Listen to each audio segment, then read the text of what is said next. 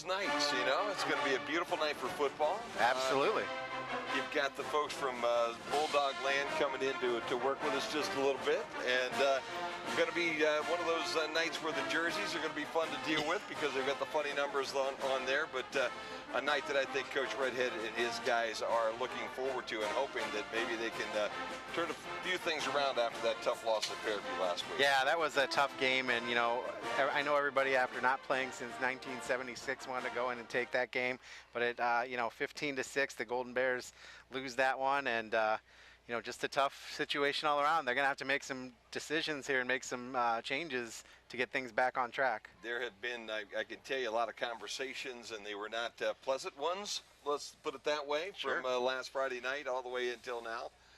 Talking to Coach Redhead, his coaching staff a little bit disappointed, and his kids as well, over execution from last week. I mean, they played well at times, and then when they really needed to execute, when they needed to make something happen, they had a hard time doing exactly that. And Coach and his guys were kind of quiet coming back from Fairview. Thank goodness it was a short trip. Yeah, short bus drive for sure. Yeah. Tonight is senior night here. Yes, it is. So this is going to be an interesting pregame show as we have people all lined up coming out of the chute, and I think we're going to have a little pregame festivities as well. Yeah, absolutely. Are we going to join that all? Are we going to join that, producer? Are we joining the senior night? Okay, we are joining it. Okay. So the Bears are going to come in here tonight after losing to Fairview. They will be 1-2. Swanton just the opposite way. They are 2-1. And in fact, they have played. This will be their third road game out of the opening four. Chris, Yeah. It's got to be a kind of a tough way to get things started for these guys. Yeah, this year, absolutely. too. Just be on the road all the time. And, this team won last year 35-0 at their place. And looking to see if we can get a better outcome this time. No doubt about that. They won to open up and beat North Union to start things. Then they lost at Toledo Start, and they're coming off a pretty easy win at Toledo Rogers last week. Obviously, tonight is the night that we start the league play, the NWOAL play tonight, and both teams would like to start 1-0. As Coach Redhead said the other night, everybody's 0-0 again as we start. So the next 7 games are really critical for the way that he's going to look at success for this season. Yeah, absolutely. And, I think it comes down to just executing. I mean, they coach them and they coach them and they coach them, and at some point, it's out of the hands of the coaches, and the kids on the field need to execute. They really do. The Swanton team comes in tonight with a group of kids that are missing. I think the most notable of the group is Gunnar Oakes, who now is up at Eastern Michigan playing his trade up there. They also lost their quarterback, Merrick Speece, and also his little brother from last year, who was a running back and a defensive back, both defensive backs. Both of those kids have moved up to Michigan this year as mom and dad decided to move north to that country up in the Northlands. And they took 2 young guys who would have fit right in here as a senior quarterback and an underclassman defensive back and probably a running back this year, and moved them up into the land of the Wolverines. Yeah, you also lost Zach Tingalewski, who is out at Bowling Green right now playing football. So there you go. There you go. So they did have some ball players last year on this team that were just very, very solid. Obviously, another loss on their side. Mike Vickers, no longer there. Coach Vickers, who came in and turned this whole program around. He came back in here and started things off in 2014. That team then went 20-4 after he showed up, after a 6-4 record, and they've been in the playoffs the last 2 years, and they're trying to make that happen again this year, I'm sure. And it will not be as easy for Coach Randy Kearns, but we'll see how his team responds this year, Chris. Yes, we will. And, he's a new coach. He comes in. He was coaching in his alma mater, and now he comes into Swanton. He's a different guy. He's not a Northwest Ohio guy. And so it's going to be a little bit different to see, what kind of flavor he brings to the team. I'm trying to pull up my article from him to see where he went from.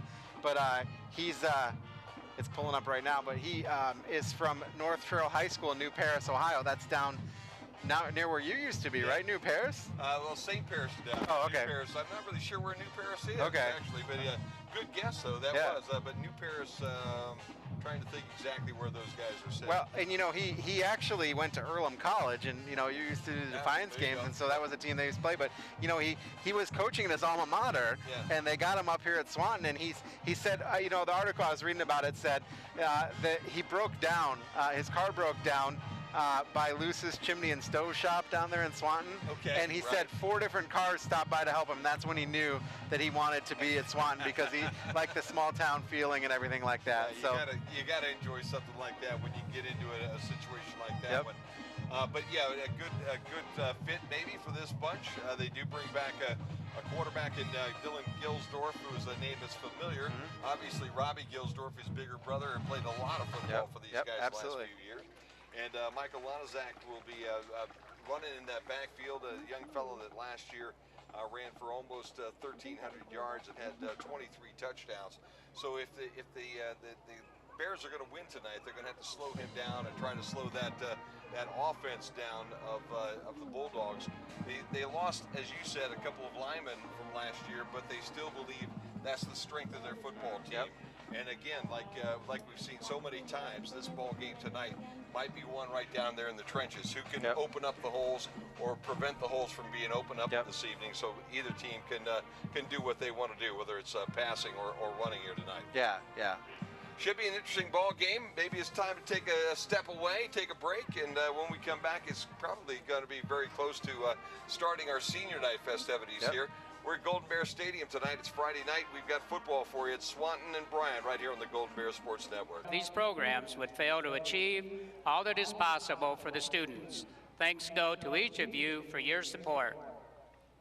Now for the introduction of our 2017 Senior Golden Bears and their parents. Senior football players and their parents. Travis Beck, escorted by Kevin and Brenda Beck. Justin Doty, escorted by Patrick and Amanda Doty. Joseph Fenter, escorted by Rick and Gina Fenter.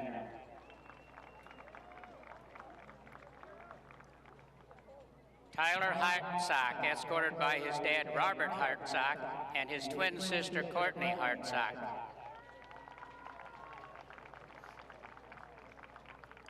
Addison Keller, escorted by Dayton and Teresa Keller.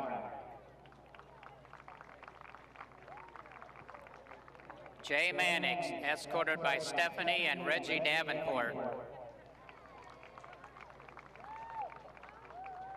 Zach Nobis, escorted by Jeremy and Rebecca Nobis. Tyson Ogden, escorted by Joe and Tanisha Dempsey. Noah Rohr, escorted by Brock and Tasha Rohr.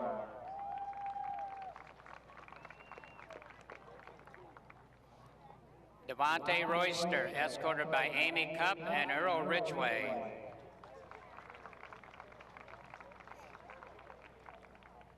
Chuma Sanchez, escorted by Mike and Betty Sanchez.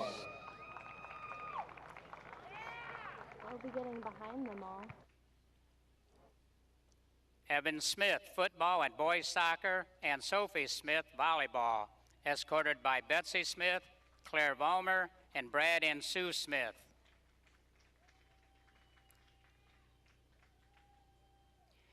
Bryce Wagner, escorted by Robert and Amy Wagner.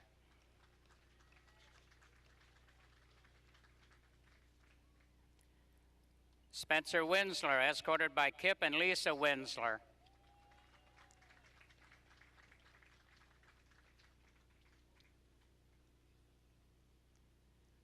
Senior cheerleaders and their parents. Stephanie Bleo, escorted by Linda and Jason Bleo.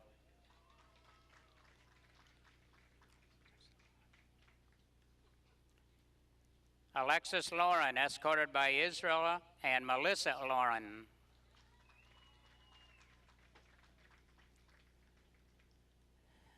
Tabitha Musser, escorted by Brent and Peggy Musser.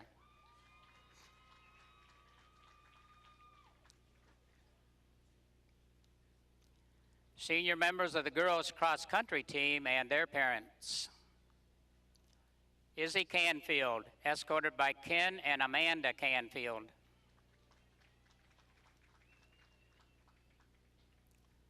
Emily Jones, escorted by Jim and Martha Jones.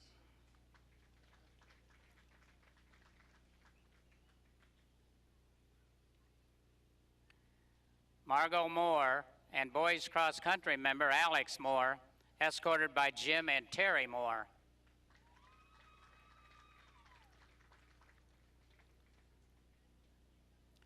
Rachel Perk, escorted by Kent and Vanessa Perk.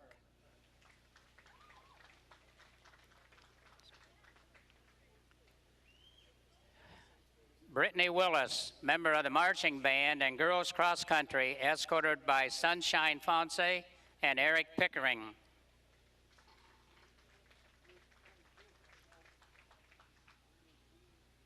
Senior members of the boys cross country team and their parents.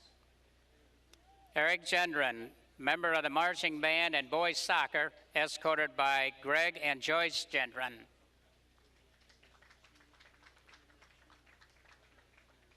Austin Johnson, escorted by Chad and Shelley Johnson. Kayla Brink, escorted by Lucinda Rink and John Rink. Race Valmer, escorted by Steve and Dottie Valmer.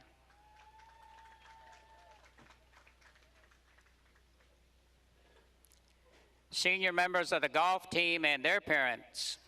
Zane Cup, escorted by Jamie Taylor.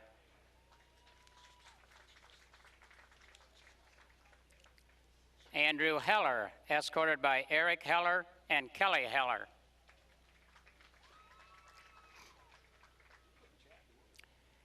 Peyton Lambertson, escorted by Steve and Kathy Lambertson.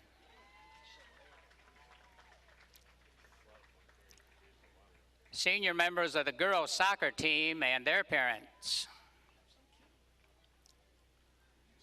Emma Hurt, escorted by Dad Aaron Hurt, stepdad Kevin Park, and Mom Amy Park.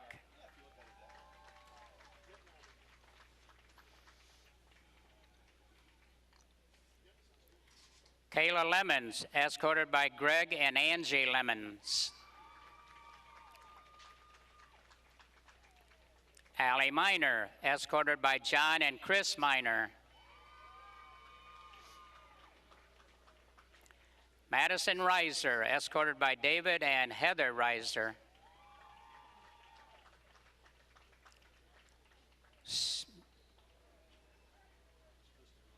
Madison Shepard, escorted by Tiffany Winsler and John Shepard. Gracie Voigt, escorted by Steve and Kelly Voigt.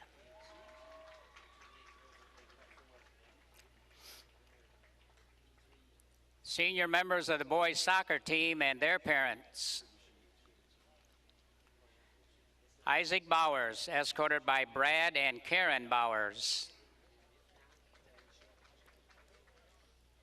Ethan Deal, escorted by Brad and Joanna Deal.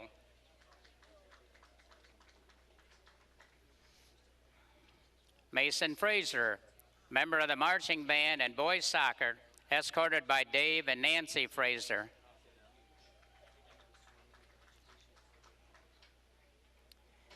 Logan King, member of the marching band and boys soccer, escorted by Kathy Saladin and Matt King. Noah Roebuck, escorted by Barb and Joe Roebuck.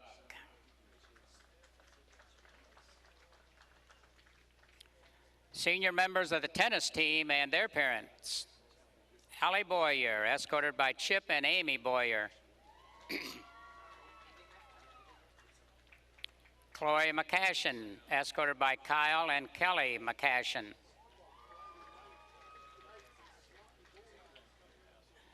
Senior members of the volleyball team and their parents. Caitlin Antigo, daughter of the late Eric Antigo, escorted by Mom, Shelley Oberlin, and Jared Downing.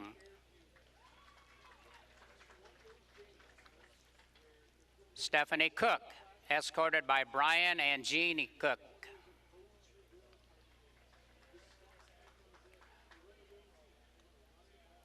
Kelsey Terrell, escorted by Tyler and Sherry Terrell.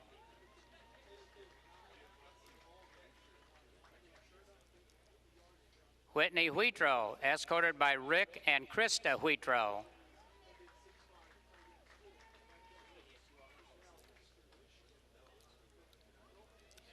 Senior band members and their parents. Jordan Drennan, escorted by John and Rhonda Drennan.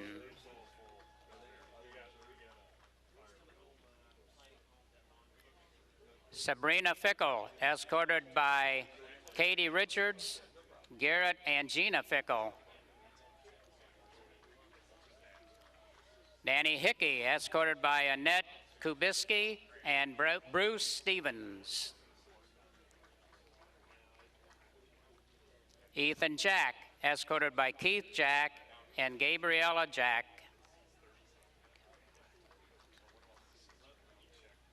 Brooke Jackson, escorted by Crystal Jackson. Ford Roberts, escorted by Charles E. and Candelaria Roberts.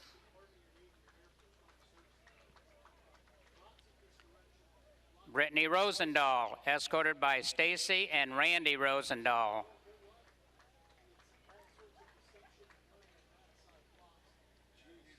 Zach Shaw, escorted by Jessica Shaw.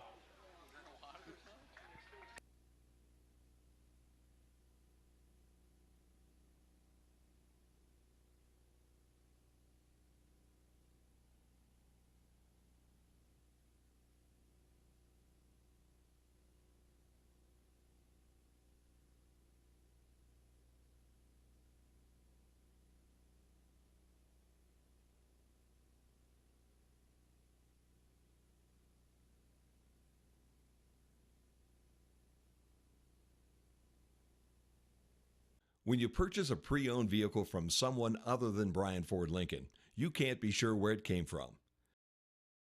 When you're not sure where it came from, you may find things in the trunk that may not belong there. When you find things in the trunk that may not belong there, you may eventually run into the guys who do know where they belong. Don't be the guy who finds things in the trunk that don't belong there. Buy your pre-owned vehicle from Bryan Ford Lincoln.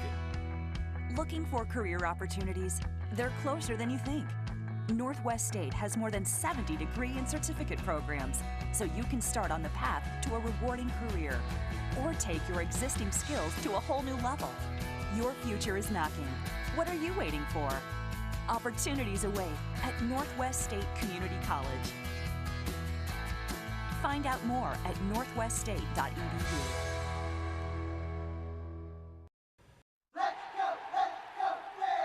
Extra Point with Jim Thunderbird and head coach Grant Redhead. Hey, welcome into the Extra Point. I'm Jim Thunderbird, brought to you by Bryan Ford Lincoln. Coach, boy, that had to be a tough one Friday night to lose to a team like Fairview. I'm still not over it. Yeah. Honestly, I had stressed that since the first day, and that you do not lose to Fairview. And, I think what it came down to is those boys wanted to win more than our boys did. And dropping passes, missing blocks, the effort scale, things like that.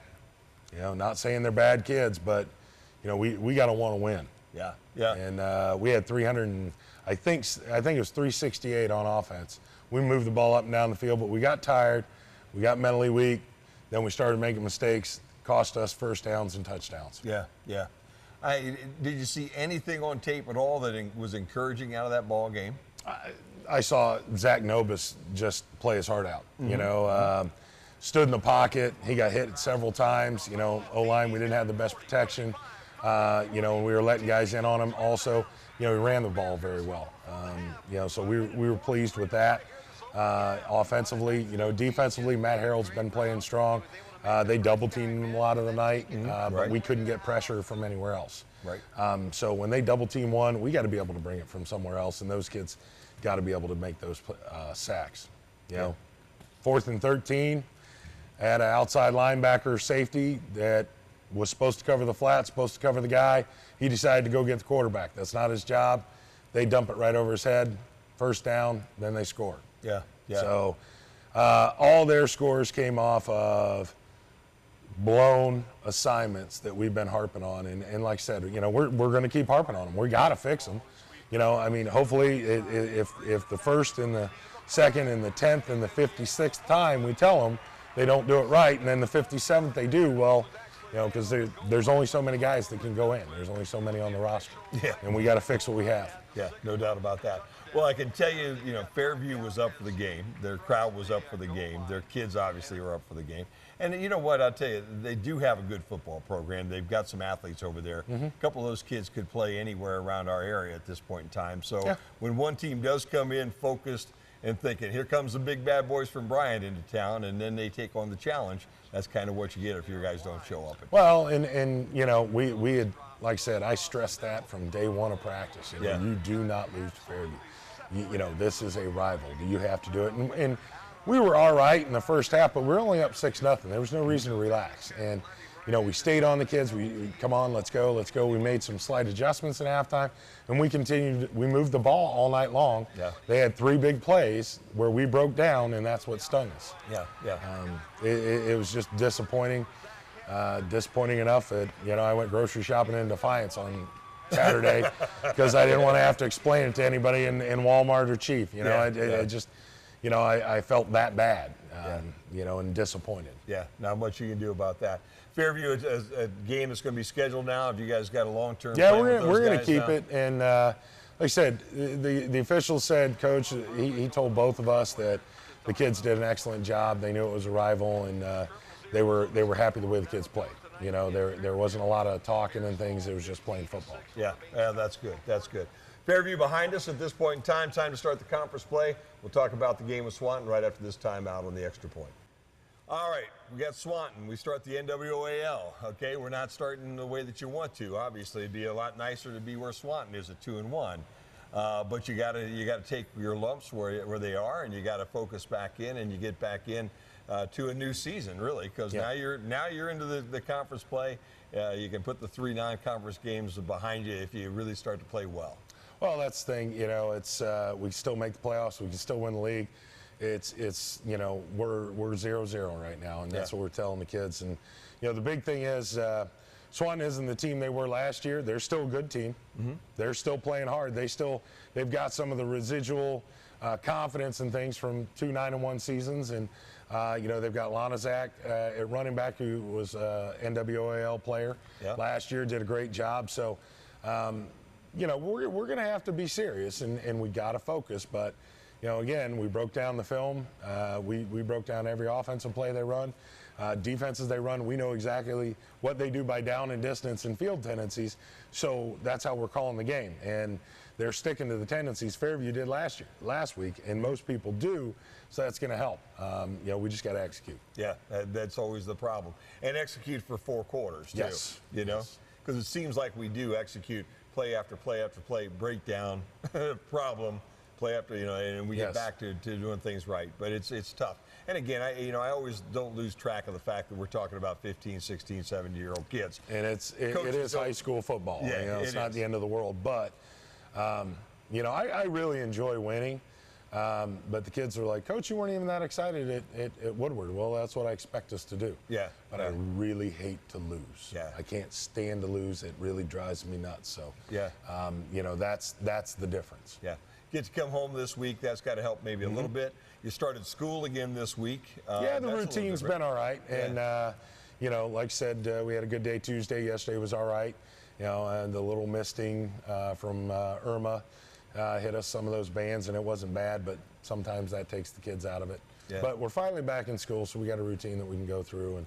And hopefully with the kids not sleeping till 2 a.m., some of them I'm sure did, or 2 p.m., sure some of them did that. They're going to be a little bit more energetic. Yeah, well, let's hope that's the case. Changes for this week that maybe will help you against Swanton.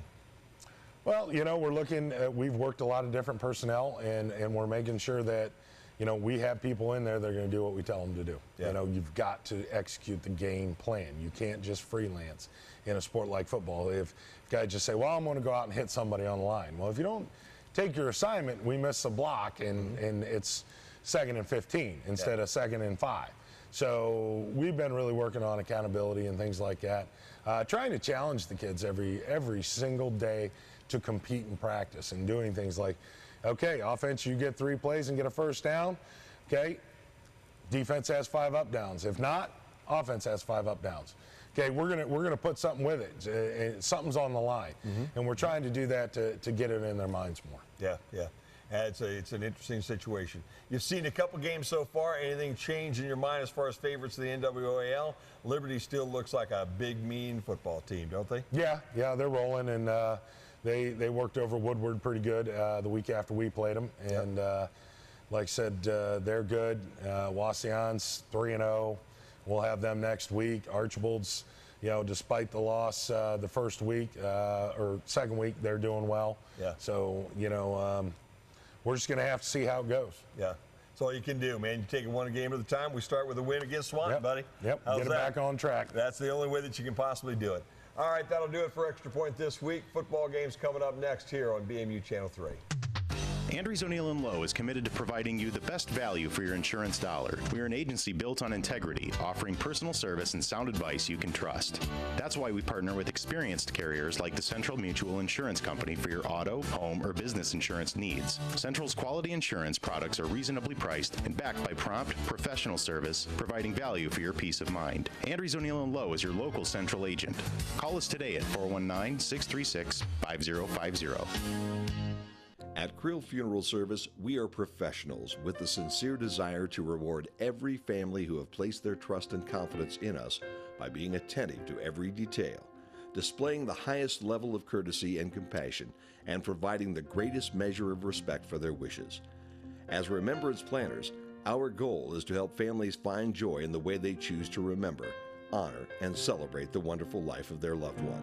Krill Funeral Service. We are experts at helping hearts heal. They say there is strength in numbers. In Bryan, we have always taken pride in supporting our Golden Bear student athletes in all of their sporting endeavors. The Bryan Athletic Boosters now have a chance for you to get into the game. If you're Bryan proud, it's time to become Bryan strong. Whether you were a BHS athlete, are raising a BHS athlete, or just love supporting our Bryan High School athlete, this is your chance to be part of the BHS sporting community. Talk to any board member today on how easy it is to join, or contact us at 419-636-4536. Dara Shirky Ford Lincoln's employee discount is available to everyone, and the savings on new Ford trucks is incredible. I'm Dieter with Daryl Shirky Ford Lincoln, showing you the brand new 2017 Ford F-150 XLT. Has an MSRP of $42,040, with Ford rebates up to $5,250. With a Daryl Shirky employee discount of $4,335, bringing the price of the truck to $32,455, and you'll save up to $10,000 on this truck. Gathering with those we love, we get to catch up and we get to reflect on the past. It seems like every time we get together, I always learn something new. Here's the front page of the Columbus Dispatch when he won state baseball tournament, sliding into home plate. Look at that, the front page, and that's a neat picture. That was a great memory, I'll never forget that. At Oberlin Turnbull Funeral Home, we understand that there are special memories that need to be remembered and shared. Tonight's broadcast of Golden Bear Sports is proudly streamed by BMU Cable and High-Speed Internet. BMU is your hometown local provider for digital HD cable and high-speed internet.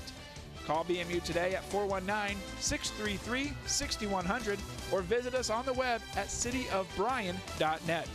Go Bears from all of us at BMU.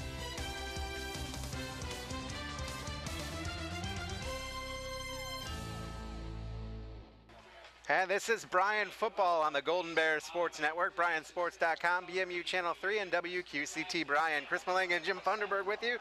And this game is a good one for the Golden Bears. It's the opening of the NWAL season, so even though the Bears are 1-2 on the year, 0-0 are both teams. And looking forward to this one. And we had that great senior night, and then we heard Coach talk about the outlook for Swanton. And as Jim and I mentioned, Swanton definitely not as potent as last year, but still has some kids that are going to play hard tonight and, definitely give the Bears a game. Still a good football team coming in here tonight, Chris, and I expect a really good ball game tonight. It's going to depend really for the Bears tonight to be able to win this thing. They're going to cut down on the mistakes. That's what Coach talked about the other night when we were talking to him. That's what he tried to emphasize all week long in practice. He felt like, we didn't catch the first half of that show tonight because of senior night tonight, but he said that really last week they played pretty well, and then they just had some breakdowns, and those breakdowns really cost them any chance to win that ball game last week. And so he's hoping that they can focus and concentrate a little bit more than what they did last week, and because of that maybe execute a little bit better and come out with a win tonight. Back deep is Austin Dean and Logan Clemens.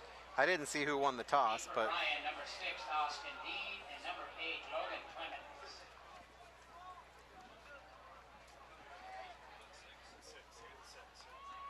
And Anthony Howard ready to kick that ball off for the Swanton Bulldogs.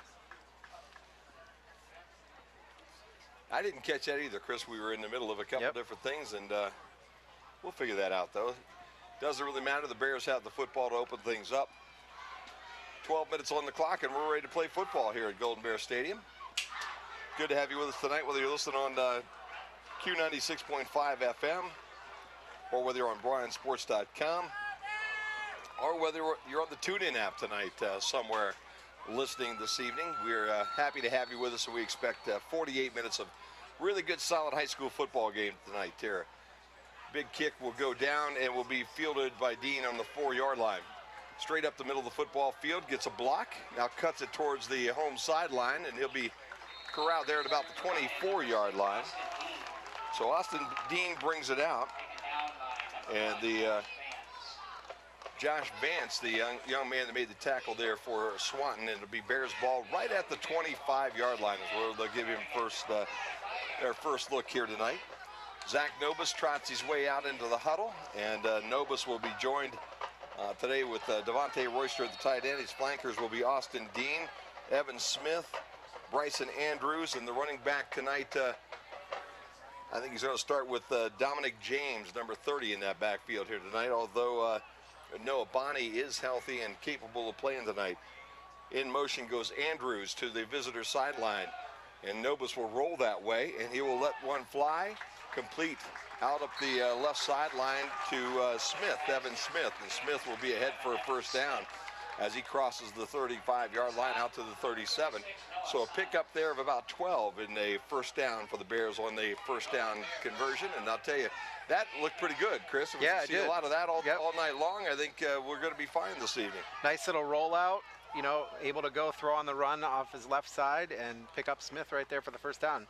They'll be doubles here wide in front of us, a guy in the slot, and again, an empty backfield look here now for the Golden Bears. High snap, right up the middle goes Nobis, and Nobis has some room. He crosses the 45-yard line. They'll say his knee touched right there. Nice pickup of about 7, and the interior of that line opened up a big hole. Travis Beck's the center, Brown and Hartzog the guards, Moore and Sanchez the tackles here tonight. And the Bears offensive line starting to open a few things up here early, and that's a good sign, Chris. Absolutely. Need to win the battle of the line of scrimmage. So it's second down now at about 4 for the Golden Bears, just underway here at Golden Bear Stadium. No score on the main stop scoreboard. Bears first drive and the first drive of the night. Nobis drops. Now he's going to run out of room, and he's going to be wrapped up and dropped for a couple of yard loss. Nice job by Crew Oberheim to come in and make that tackle as Nobis pulled that football down. He looked like he was going to try to throw. Chris couldn't find anybody open. When he decided to cut right up the middle of the football field, Oberheim wrapped him up, dropped him for a couple yard loss. Make it third down at about 6 now.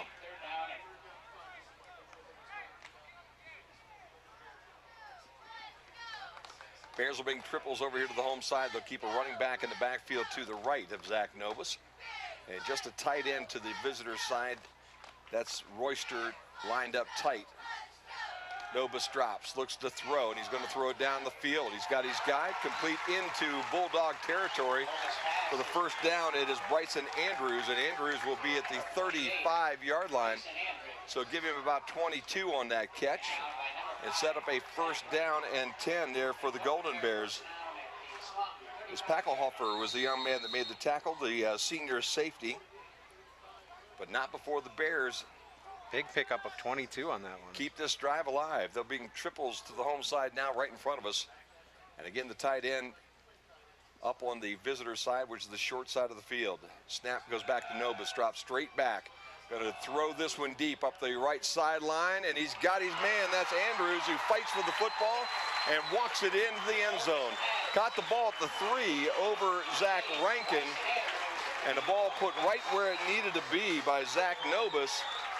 And just like that, the Golden Bears with a quick 6-0 lead here at the 9:37 mark of the opening quarter. Nice 35-yard touchdown pass, and that was needed to get things started tonight. Oh, yeah, I think so, too. A little confidence builder and a good job by Bryson Andrews to fight his way to that football, pull it down, and once he did that, basically had about 2 steps and he was in the end zone.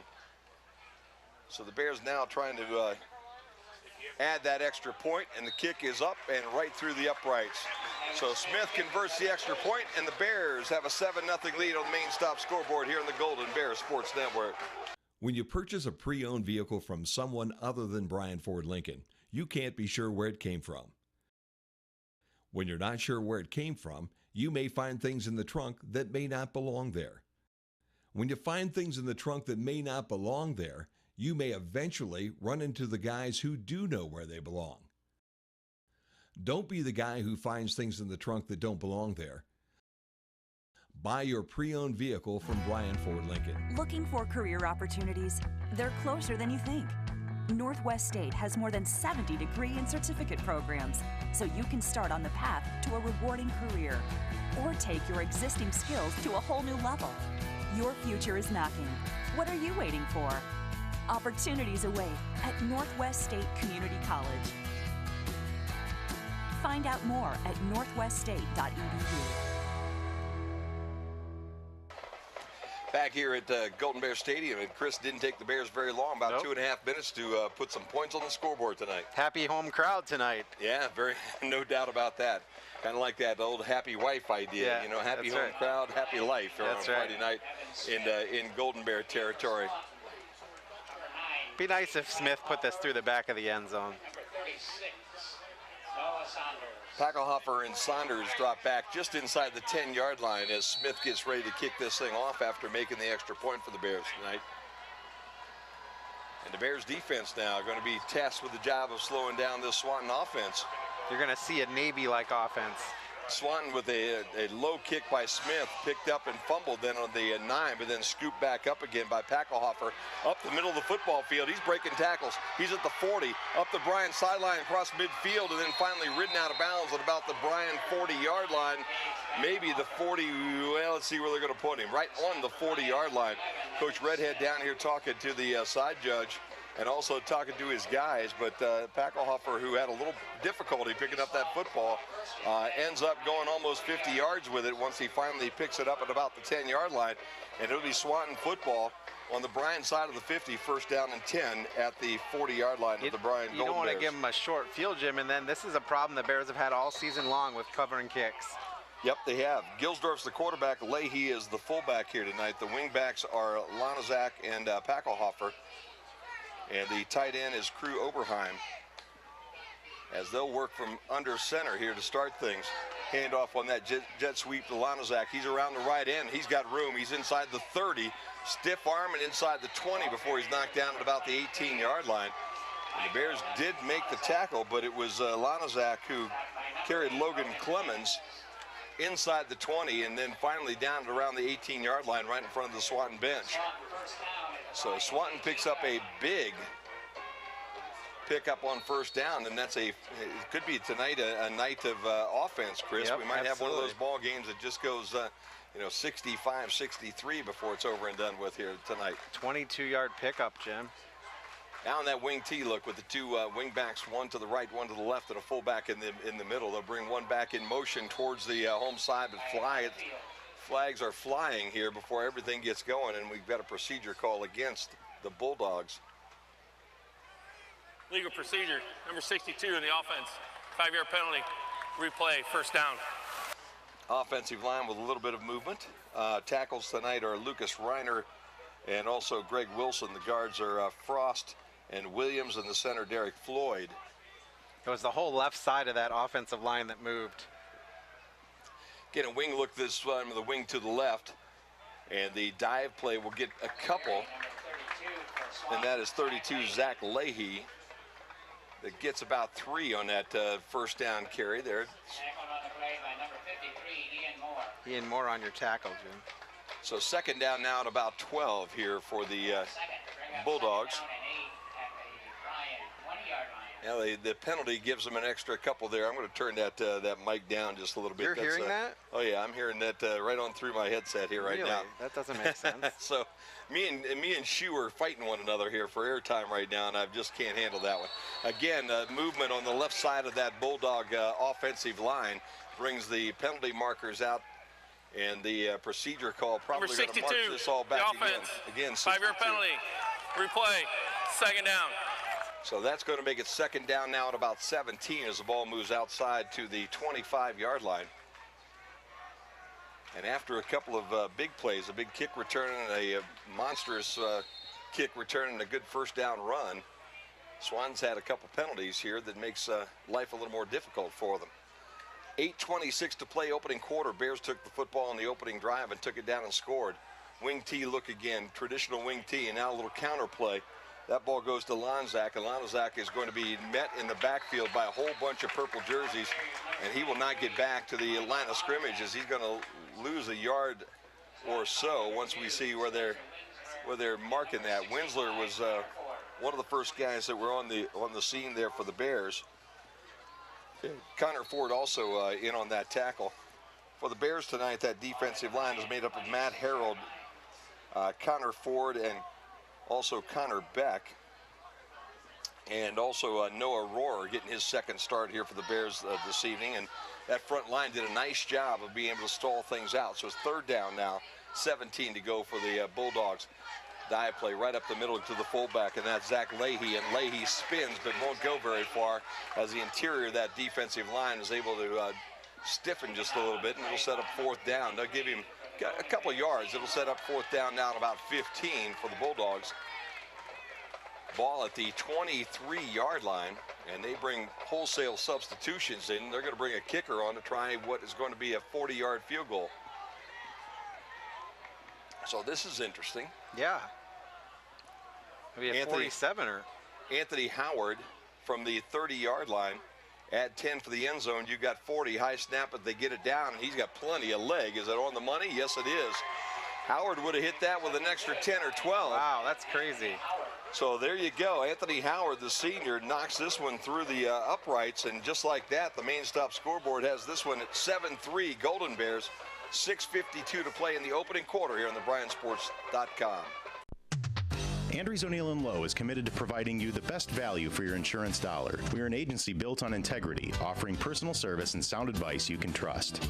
That's why we partner with experienced carriers like the Central Mutual Insurance Company for your auto, home, or business insurance needs. Central's quality insurance products are reasonably priced and backed by prompt, professional service, providing value for your peace of mind. Andrews O'Neill & Lowe is your local Central agent.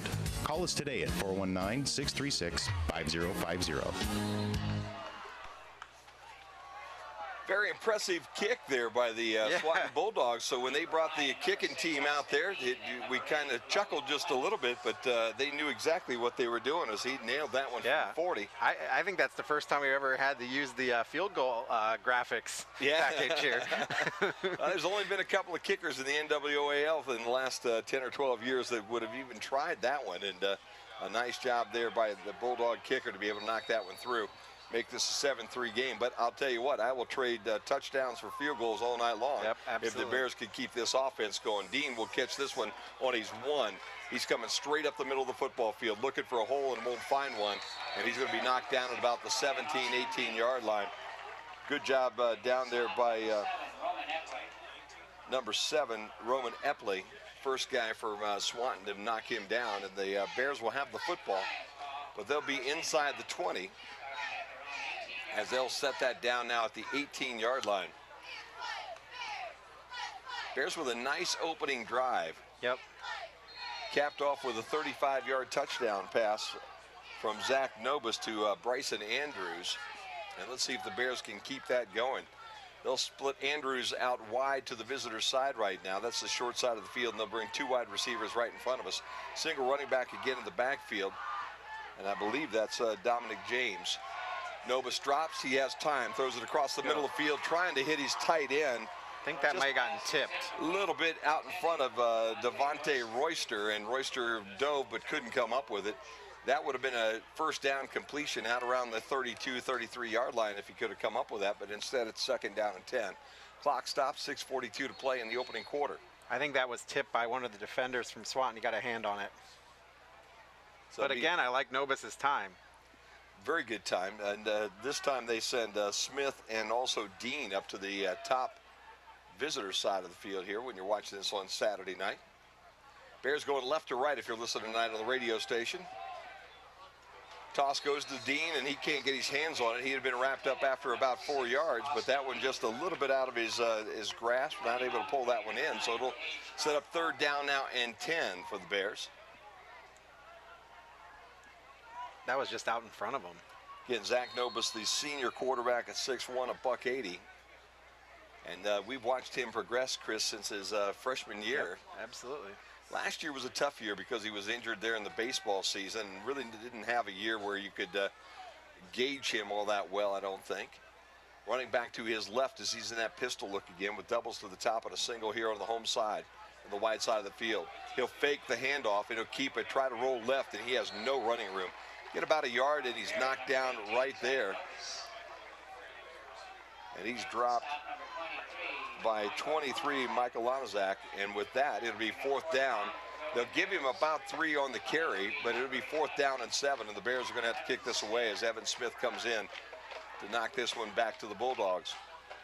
So the clock is moving, 6:09 to play, opening quarter. On the main stop scoreboard, the Bears on top 7-3. Late player coming in for Swanton. Good snap, Smith with a nice high kick that angles towards the home side, and a fair catch is made just inside the Swanton 50 by number 9, Gage Packelhofer, and Packelhofer will fair catch at the 27 is where they say the football will be when the Bulldogs take over here for their second possession of the night. They started off really quick last time, Chris, with a couple of big plays and a nice big return. The kick return set them up in great field position. And then the penalty killed him. Yep, penalty after penalty after penalty. I think there were 2 or 3 maybe even that they had for procedure, and that stalled the drive before they kicked that 40-yard field goal. So first down and 10 now for Swanton as they bring out the wing look again. They have the double backs in the backfield with one wing to the left side, and they'll turn and fake the handoff and throw a quick out complete to Dylan Cook, who's into Bryan territory before he steps down at the 47-yard line. Dylan Gilsdorf, the senior quarterback, as he connects on about a 6-yard, almost 7-yard pickup. Yep, 6 yards. The clock moves at 5:26 and counting here in the opening quarter. Gilsdorf turns, hands to his running back, who will get to the 45-yard line. That's Leahy for a couple.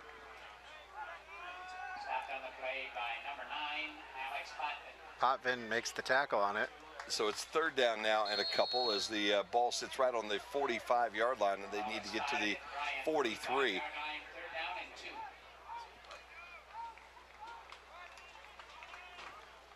I want to get him stuffed so I can see if he can kick this far. Gilsdorf goes under center. He turns and he hands, but Lanazak will have the first down as he has plenty of room, open up off right guard, and he'll sneak through to the 40-yard line and finally be wrestled down at about the 36-yard line.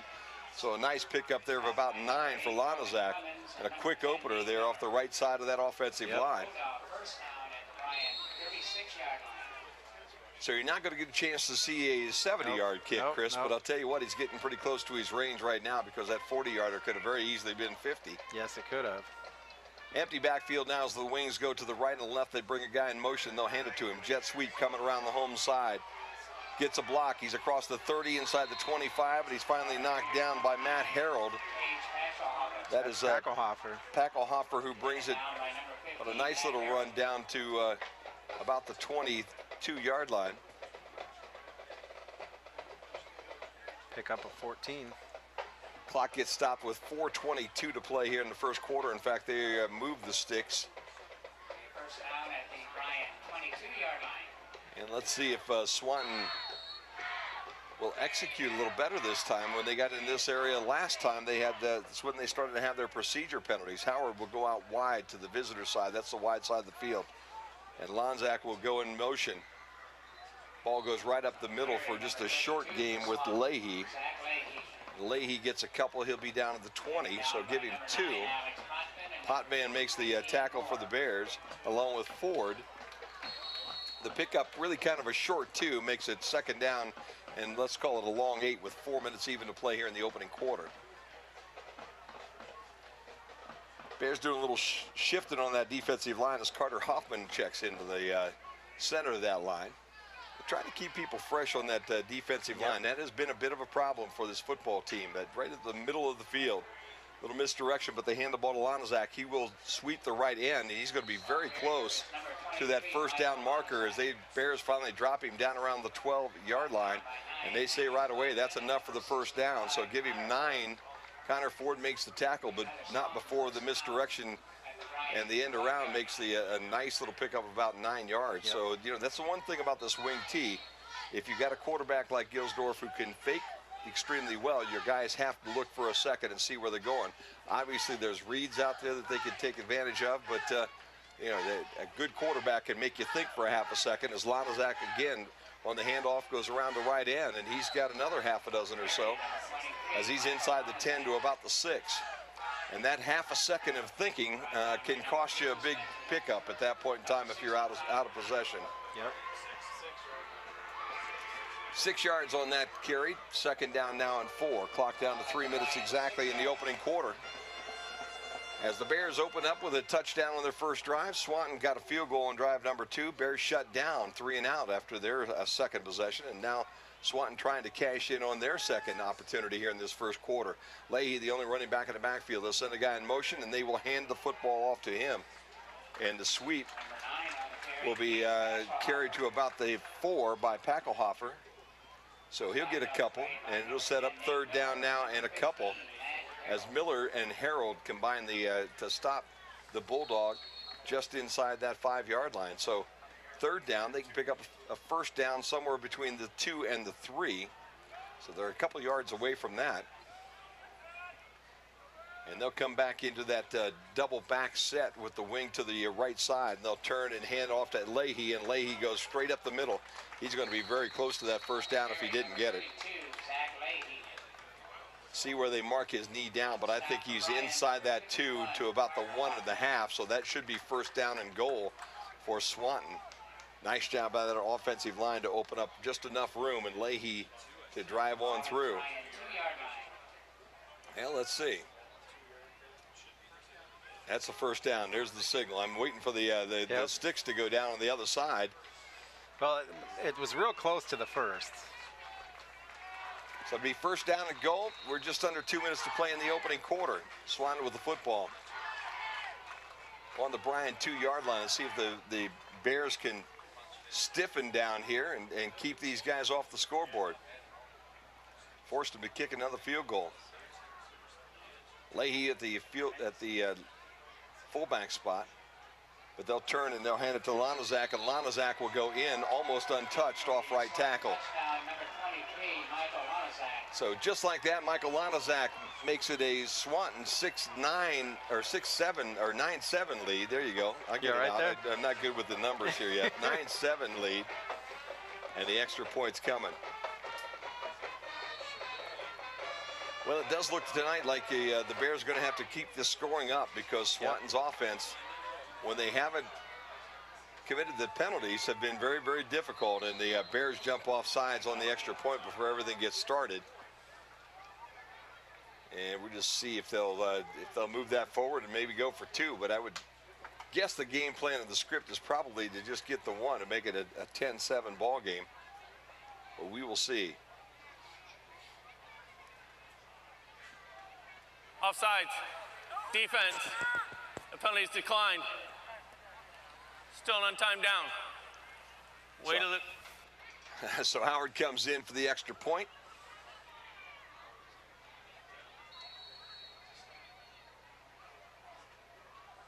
Everything's in play. Nice snap, good kick, and that one straight up through the middle again. So just like that, a nice drive by Swanton at the 1:35 mark ends up with a touchdown and extra point, and the Bears find themselves down 10-7 on the main stop scoreboard here on the Golden Bear Sports Network.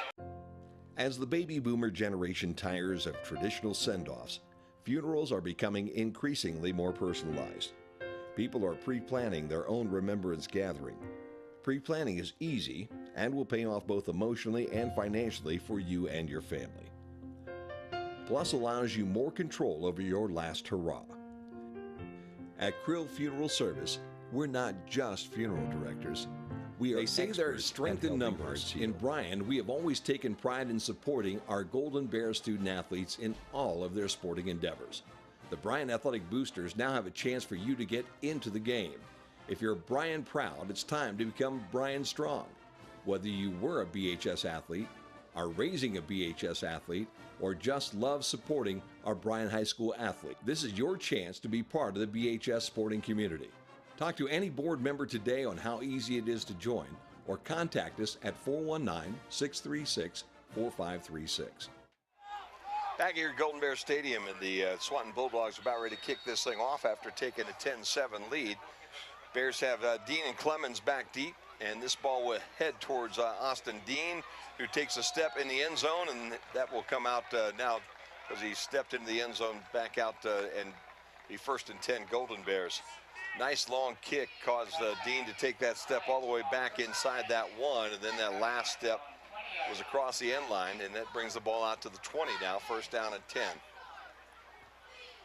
Well, Chris, 1 minute and 34 seconds to play here in the opening quarter, and I would bet that Coach Redhead now is going to try to decide and to challenge his guys to come back out and respond. Yep, absolutely. After really just a very, very mild effort on that second series of downs where they couldn't really move the football.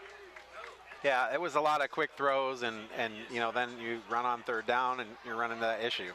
Andrews, Dean, and Smith in front of us right here on the home side, the wide side. No receivers to the top, empty backfield as the running backs in the slot on this same side. They'll roll this way, and we've got trouble. Novus able to get away from everything, and they made the throw. He made the catch. I was going to say that Austin Dean actually was able to pull that ball in, get a foot down around the 25-yard line, and a nice pitch and catch out to Austin Dean. And Novus, who looked like he was on his way to the grass here at Bryan Golden Bear Stadium, able to throw that ball out and actually pick up almost 4 yards. So 2nd down and 6 now.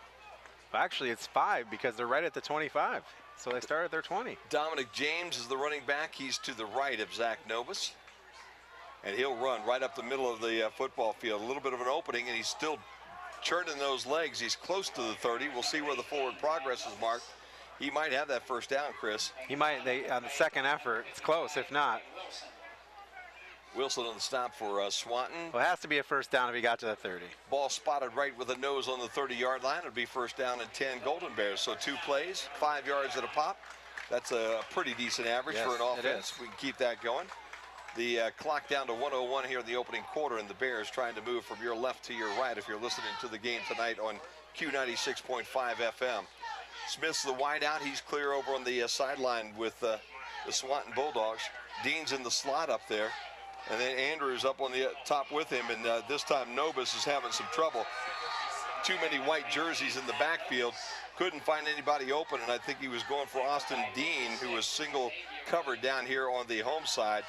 And the tackle made after a loss of about 7. As Novus had way too many Swanton Bulldogs in there. I think Williams was part of that crew that was coming at him along with Derek Floyd.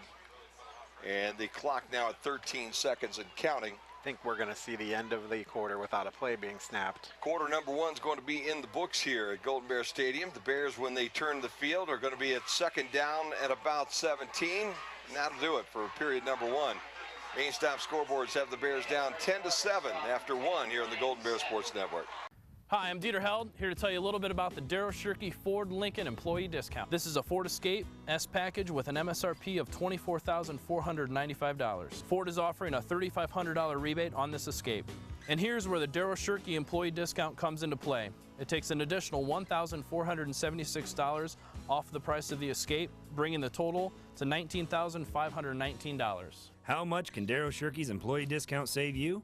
The only way you'll know is to stop by and see us.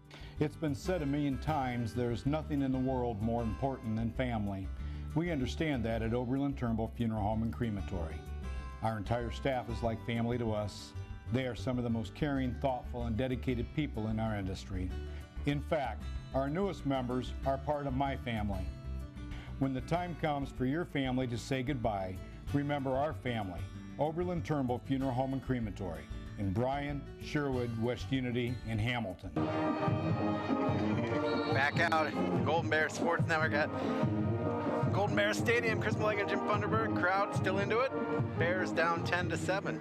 Well, the Bears are going to have to keep something going here, Chris. They bring triples out here, too, right in front of us. Wide side of the field is the home side right now. Andrews is the first receiver in the slot. And then you got two others spread out with Smith at the farthest corner. This one goes across the middle, and they're trying to hit Austin Dean out around midfield. Ball just a little bit out in front of him, and then they had a little problem there with Packelhofer. Kind of caught ankles just inadvertently out around the 45-yard line.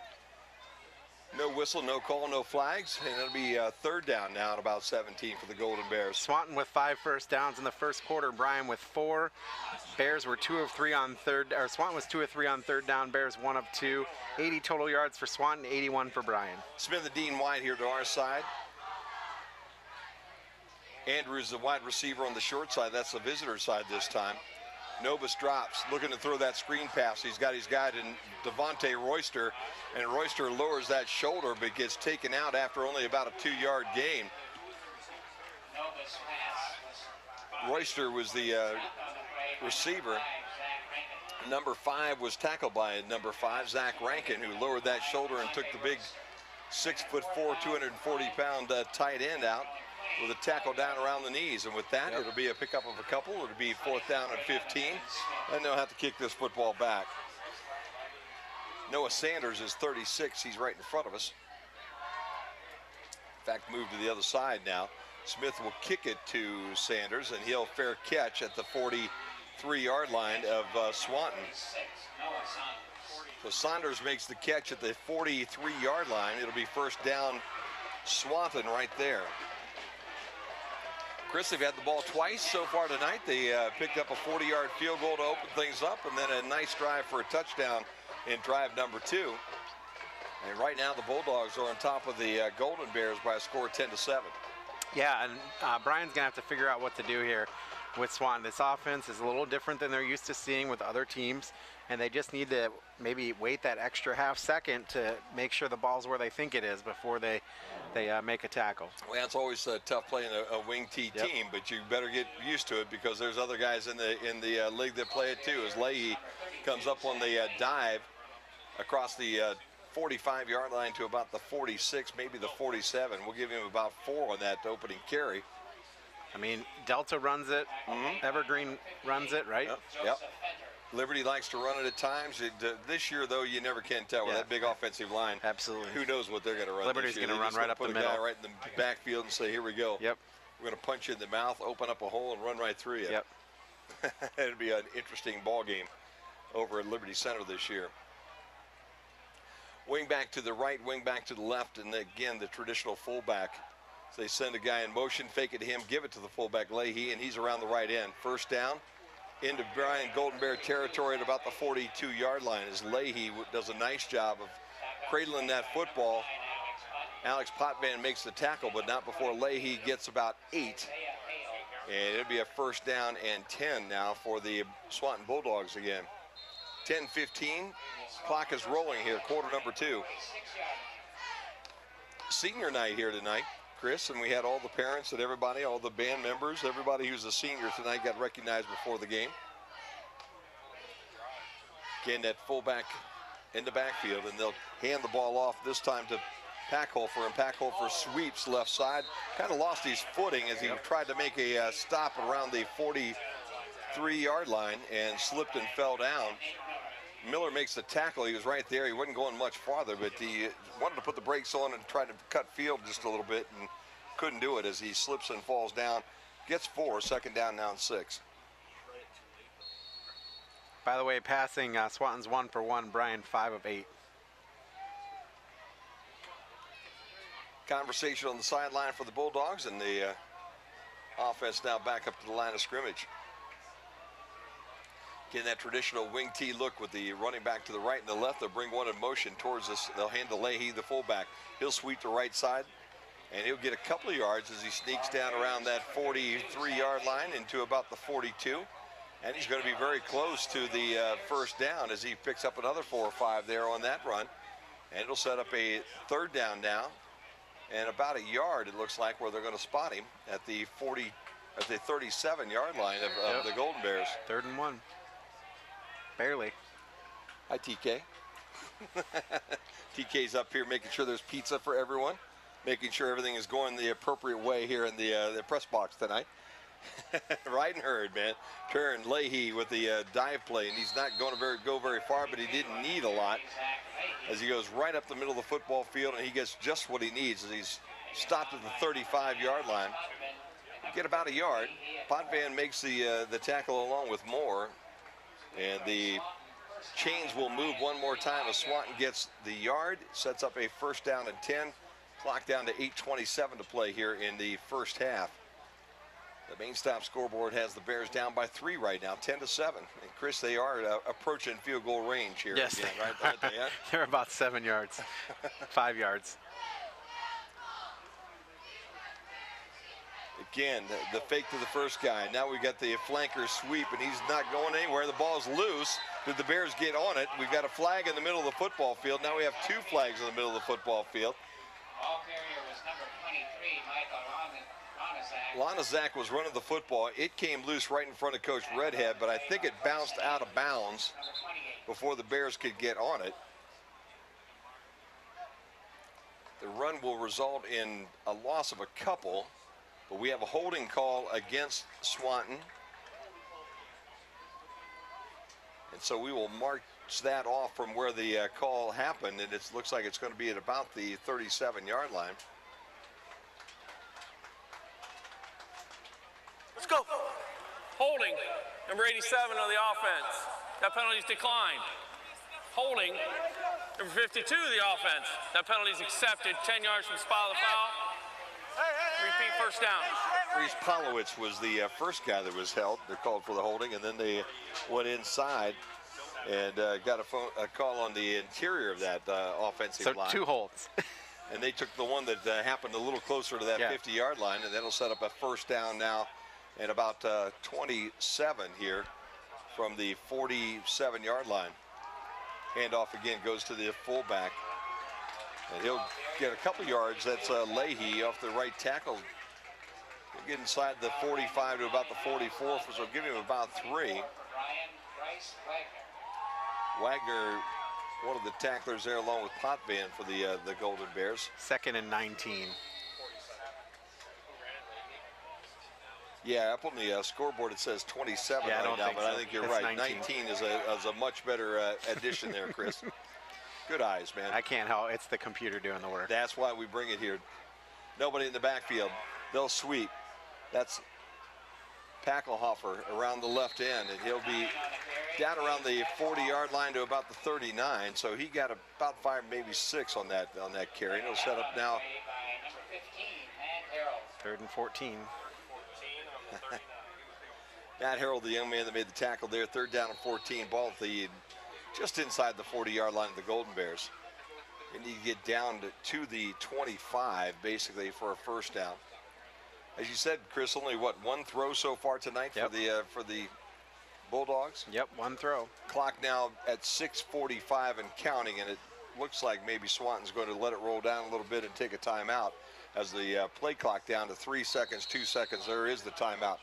So with 6:39 to play and a flying winged vehicle overhead, Bears find themselves down 10-7 here on the Golden Bear Sports Network. When you purchase a pre-owned vehicle from someone other than Bryan Ford Lincoln, you can't be sure where it came from. When you're not sure where it came from, you may find things in the trunk that may not belong there. When you find things in the trunk that may not belong there, you may eventually run into the guys who do know where they belong. Don't be the guy who finds things in the trunk that don't belong there. Buy your pre-owned vehicle from Bryan Ford Lincoln. Yeah, thanks. Yeah, that was she was there. She was ready.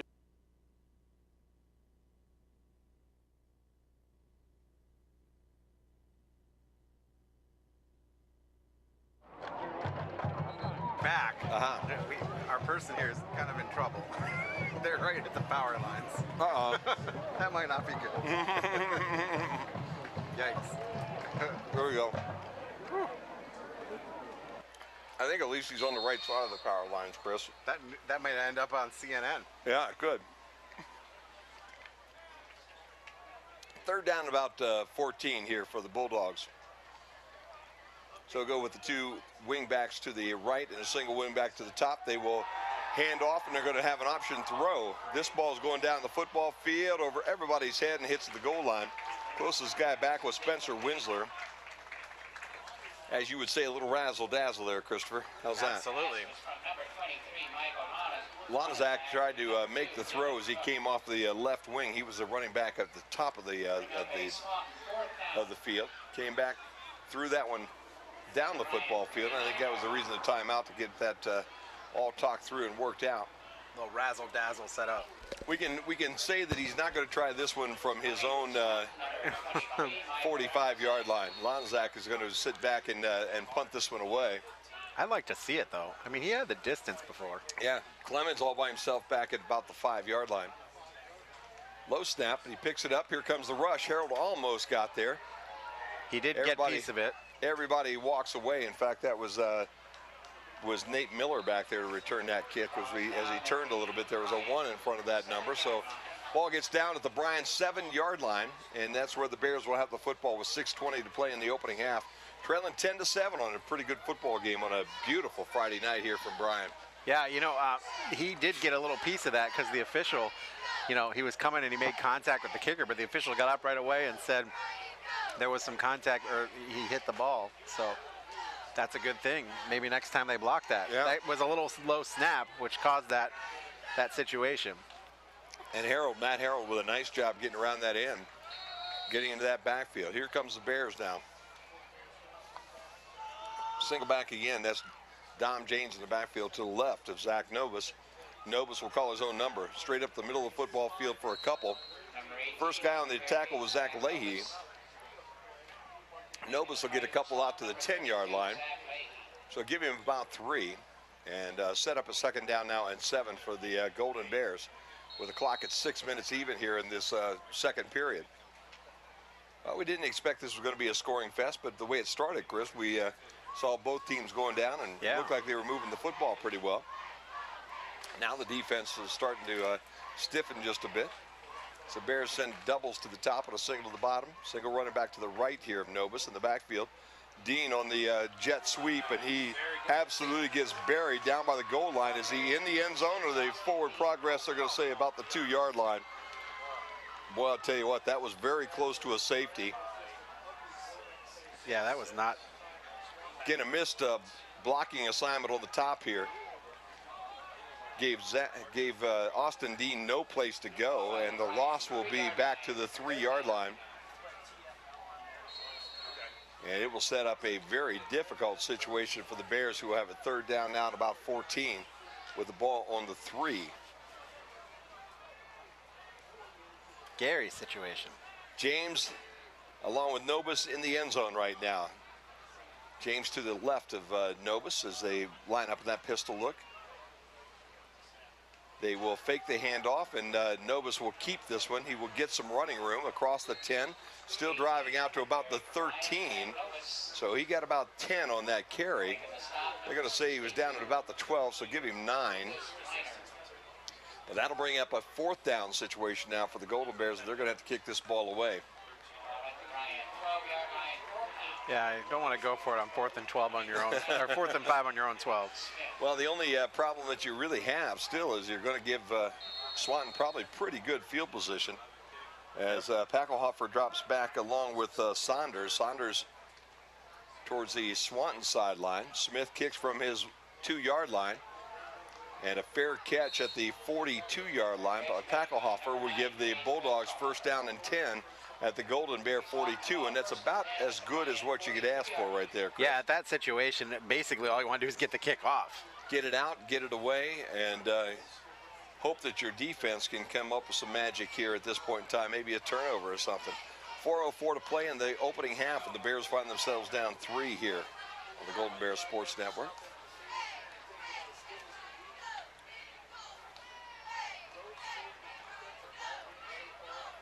The extra ball on the field.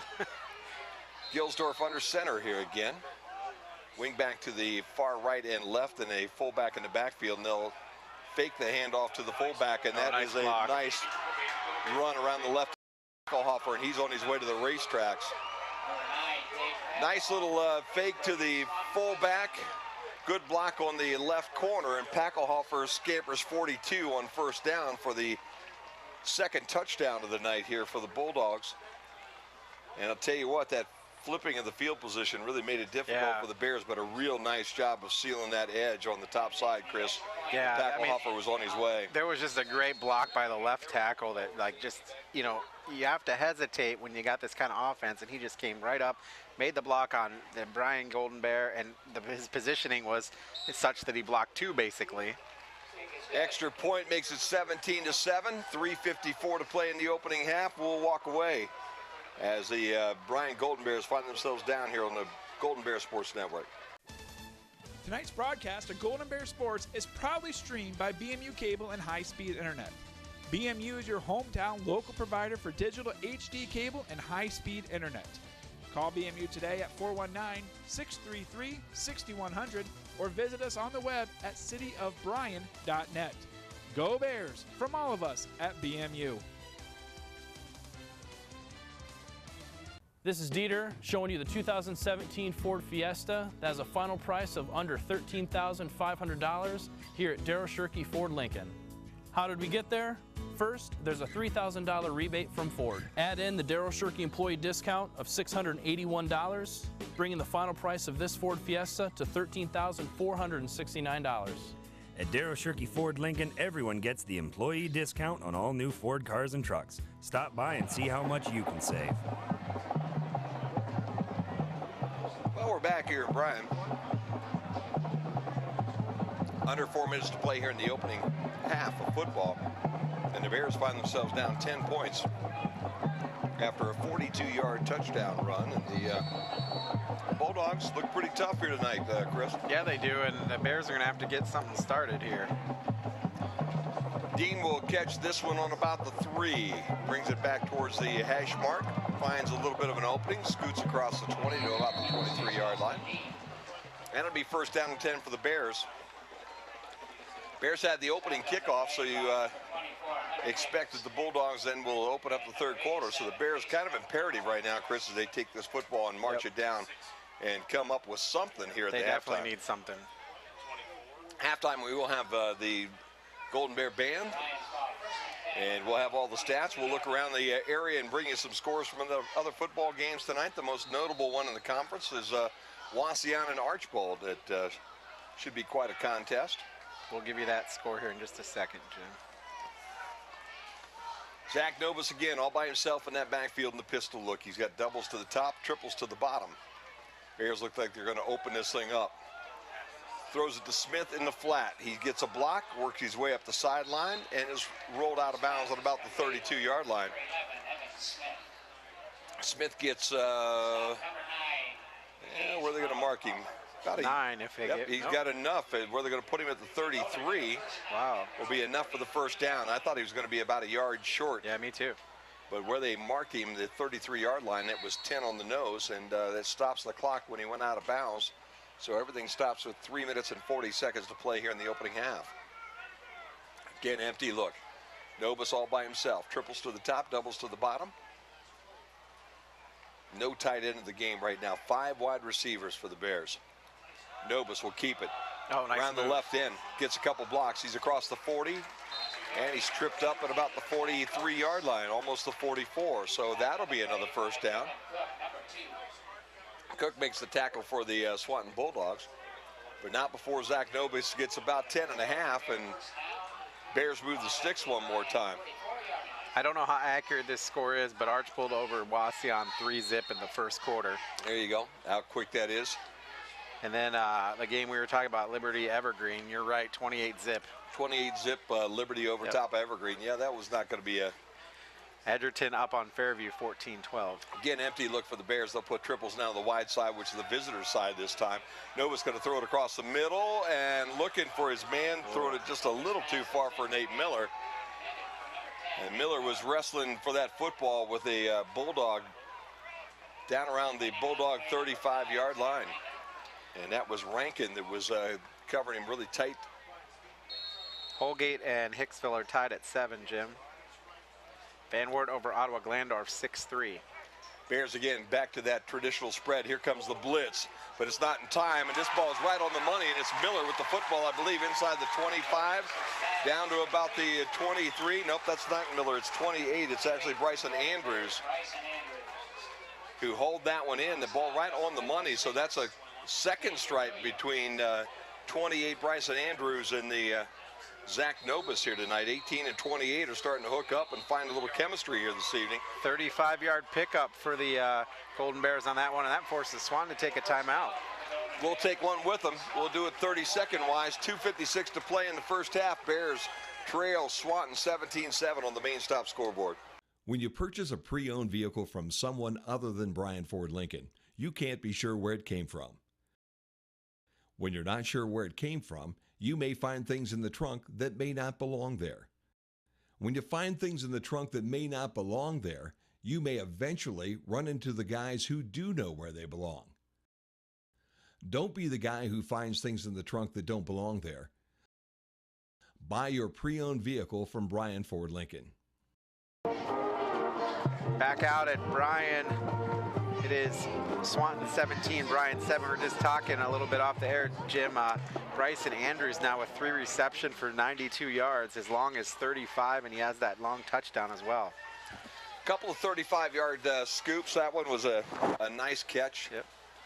Got behind the defense just a little bit, and so in 2 catches, he's got 70 yards, one of them being a touchdown, and the Bears really speeding things up just a little bit, opening things up just a little bit, and they've been successful here as they're trying to drive and put some points on the board right before the half. Nobis is 7 for 11 for 121 yards and a touch.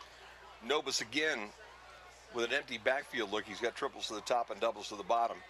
Here comes the heat, and he'll escape the first guy, but then get dropped after he gets back to the line of scrimmage. And again, right up the middle of the football field comes Xavier Williams. And the Bear's not able to pick him up, and we've got a Bear that's kind of hobbling a little bit. That's Sanchez. And the officials will take a timeout as Sanchez gets up and jogs off to the sideline. 2:40 clock. Tyson Ogden's going to replace him, Jim. Clock gets started again. Short side of the field's the home side. They get doubles down here and triples on the top. Here comes the rush again. Nobis gets drilled just as he lets go of the football. Andrews was his intended receiver in the center of the end zone, but he was just lucky to get that one off as Josh Kohlhofer came in and gave him a big hit. I think it was 51 or Xavier Williams, 56. Then Crew Oberheim came in as well. So that's set up a 3rd down and 10 now for the Bears. A little better protection this time. And he's got his hand, and he throws just through the hands and over the head of Logan Clemens.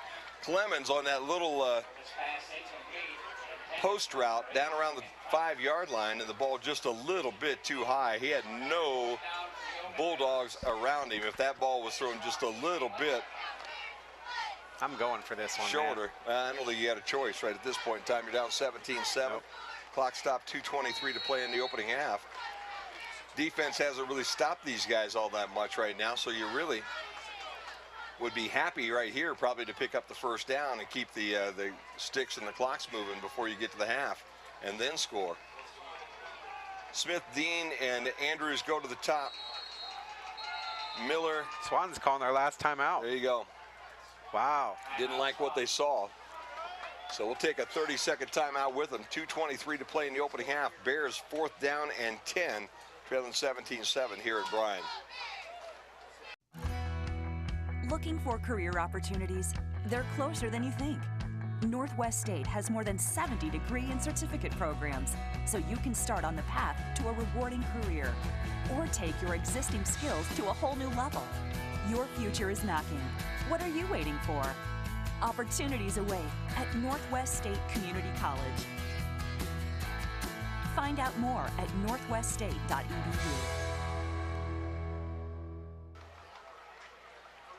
Back out at Bryan, Jim. 17-7, Bears with a 4th and 10 on the Swanton 21-yard line, looking to score before the half because Swanton does get the ball back. Yeah, and I'll tell you what would be nice is to pick up about 11 right here and then be able to slow walk this thing in the end zone. 17-7, Bears have the ball on the left hash mark here, as you said, Chris, the 21. And they need to go down to just inside the 22, not quite the 12, not quite the 11. Andrews and Smith and Dean will go to the top side here. Miller and Clemens on the short side of the field, which is the home side of the field. And again, Nobis all by himself in the backfield. Here comes the blitz, and here comes the rush, and Nobis is going to go down at the 32-yard line, and that's 58.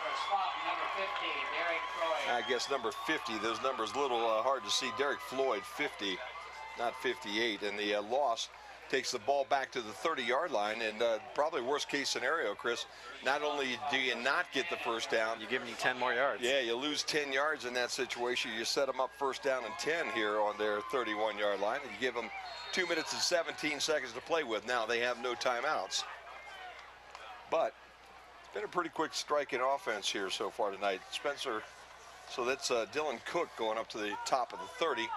They'll turn, hand off. You want to go to Michael Lanizak. In fact, 32 Leahy. It's not 23. Yeah, no, that was Lanizak, 23. I got that one, and Shue got that one wrong. How's that? Winsler made the tackle, and Shue was dyslexic that time, not me. No one likes me. Pickup of about a yard, 2nd down and 9. Just under 2 to play in the opening half. They'll handle that sweep, and they'll go left side to Packover, and he'll be around the end, and he has still on his feet as he crosses the 40 and inside the 45 to about the 48, outside the 48. So he stepped out of bounds at about the 46.5-yard line of Swanton, and that stops the clock, and they move the chains. 14-yard pickup, Jim. As that ball now will be first down and 10, Swanton 47-yard line, let's call it. Clock now starts with 1:34 to play, and now we have a stoppage on the field.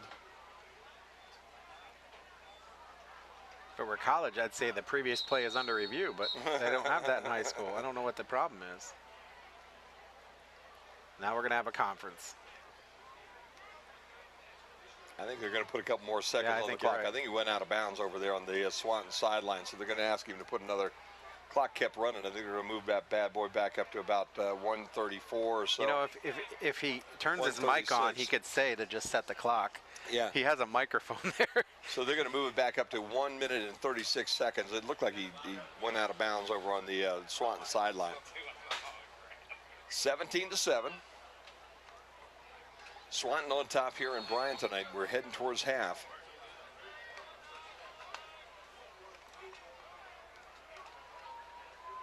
Swanton didn't. Bit of an offset wing look now as they bring a receiver on that sweep, and they'll come towards the home sideline. That's Lanizak with the football.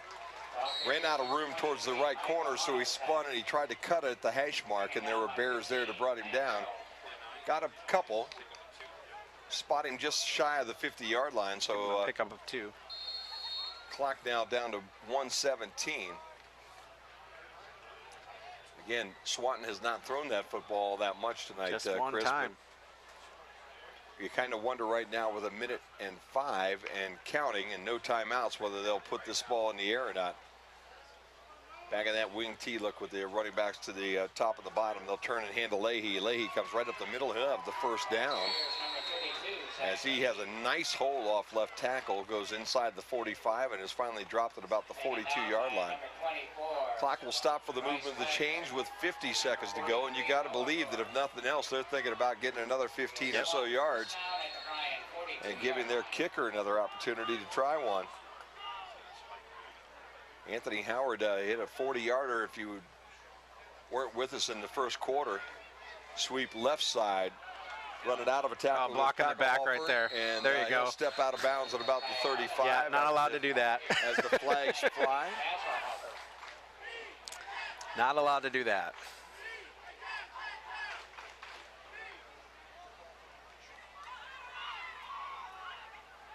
Flag is at the 37, correct? Waiting for the call down on the field, but block in the back, as my eagle-eyed color guy had that one all over there. This is obvious. Ackelhofer with a nice little run, but it'll be wiped out by the penalty, and the ball will be marched back. Block in the back. Legal use of hands, the offense, 10-yard penalty. Replay first down. 48-yard line. Which is it? Is it block in the back or illegal use of hands? There you go. 33.4 seconds left to go in this opening half, and the Bears down by 10. Swanton with the football. First down at about 15. But again, I don't know that that's what they're worried about. They'd like to get about that 15 because that would definitely put them close to that spot where they could try another field goal. But even something close would give them at least the opportunity to reverse, and the Bears sniff it out. Lonzak in the backfield, not going to go anywhere as the Bears, I don't know who was on the bottom of that pile, but whoever had a hold of him on the bottom, I think it was Miller. Nope, that was 15, Matt Harold, that got down around the ankles, and it looked like he was going to spin out of that tackle a couple of different times, and Harold just kind of tightened the grip on that ankle and didn't let him loose. So 9 seconds, that's going to run this half out. And we're going to go to the locker rooms here tonight with the main stop scoreboard showing the Bears down by 10, 17-7 here on the Golden Bear Sports Network. Andrews O'Neill & Lowe is committed to providing you the best value for your insurance dollar. We are an agency built on integrity, offering personal service and sound advice you can trust. That's why we partner with experienced carriers like the Central Mutual Insurance Company for your auto, home, or business insurance needs. Central's quality insurance products are reasonably priced and backed by prompt, professional service, providing value for your peace of mind. Andrews O'Neill & Lowe is your local Central agent. Call us today at 419-636-5050. When you purchase a pre-owned vehicle from someone other than Bryan Ford Lincoln, you can't be sure where it came from. When you're not sure where it came from, you may find things in the trunk that may not belong there. When you find things in the trunk that may not belong there, you may eventually run into the guys who do know where they belong. Don't be the guy who finds things in the trunk that don't belong there. Buy your pre-owned vehicle from Bryan Ford Lincoln. It's Bryan High School football on the Golden Bears Sports Network, BMU Channel 3, BryanSports.com, and WQCT Bryan. It is halftime. Swanton leads the Golden Bears 17-7. Chris Malenga and Jim Funderburg. And Jim, let's take a look at some of the stats. First for the team stats. Swanton with 10 first downs, all of them rushing. Bryan was 7 first downs, 5 by the pass, 2 by the rush. Swanton was 3 of 5 from third down. Bryan was 1 of 5 from third down and 0 of 1 for fourth down. Swanton has 184 yards of total offense. And hang on one second, I'm hearing way too much. There we go. Total yards 184 for Swanton, 134 for Bryan. Swanton has 6 yards passing. 1 of 2 now is Dylan Gilsdorf. Actually, Gilsdorf is 1 of 1. Lonzak is 0 of 1 because they had that little trick play. Bryan, meanwhile, Zach Nobis is 7 of 13 for 121 yards passing. There's 178 yards rushing on 28 attempts for Swanton. Bryan with 11 rushing attempts for 13 yards. Swanton was penalized 4 times for 30 yards. The Golden Bears were not penalized at all in the first half. Swanton was 1 of 1 on field goals, 2 of 2 on extra points. Bryan 1 of 1 on the extra point.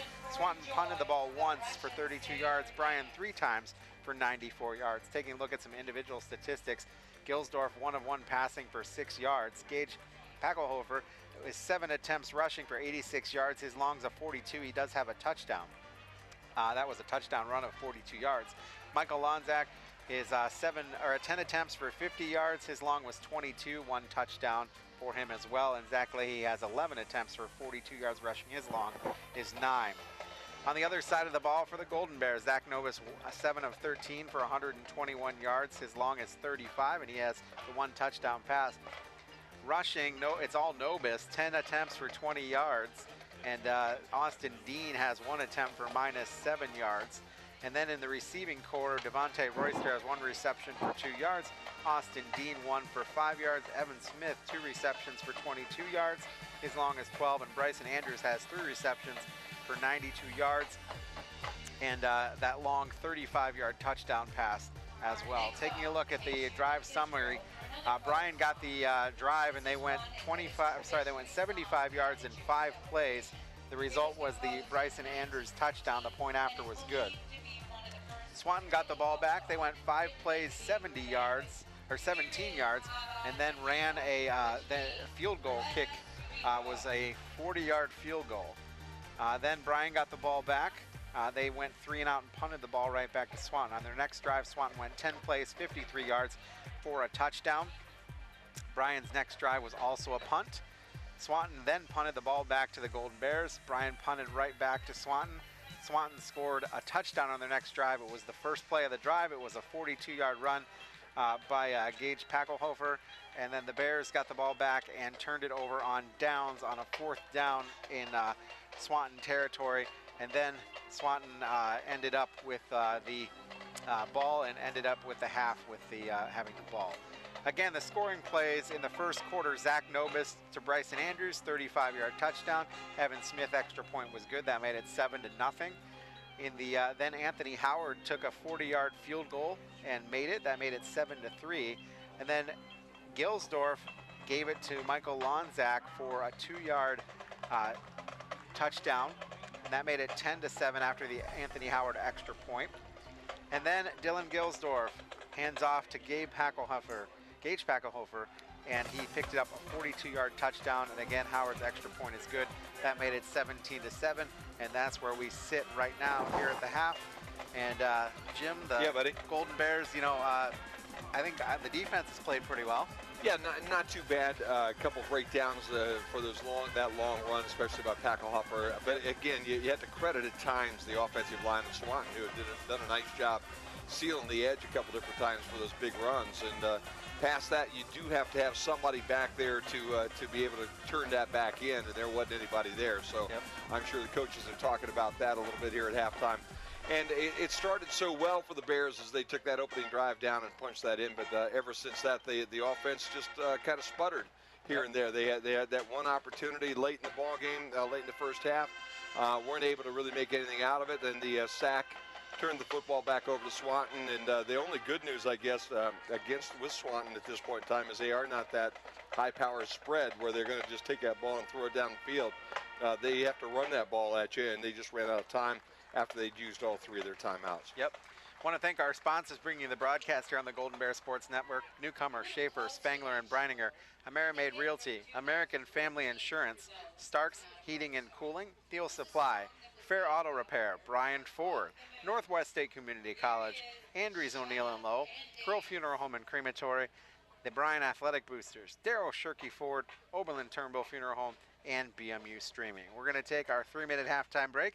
When we come back, the Bryan Golden Bear Marching Band will be on, and we'll carry that live here on the Golden Bear Sports Network. Tonight's broadcast of Golden Bear Sports is proudly streamed by BMU Cable and High-Speed Internet. BMU is your hometown local provider for digital HD cable and high-speed internet.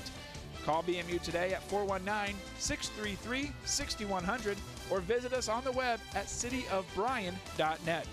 Go Bears from all of us at BMU.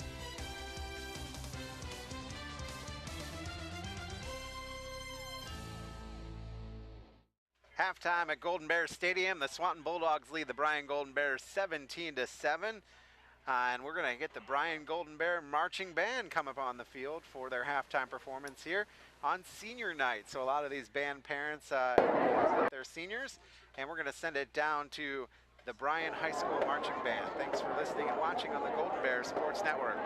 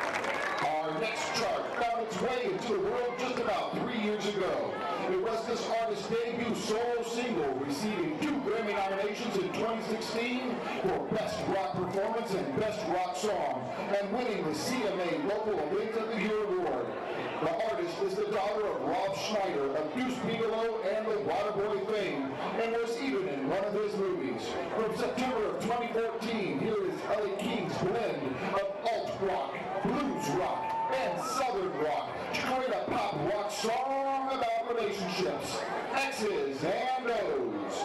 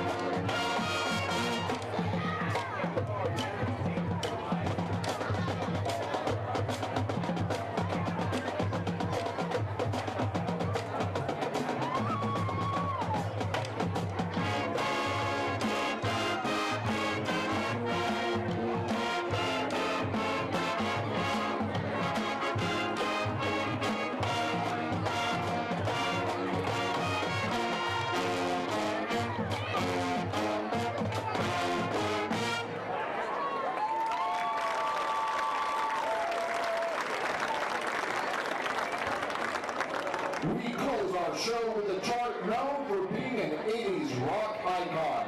In the days of big hair and the advent of MTV, Dee Snider and Twisted Sister were groundbreakers.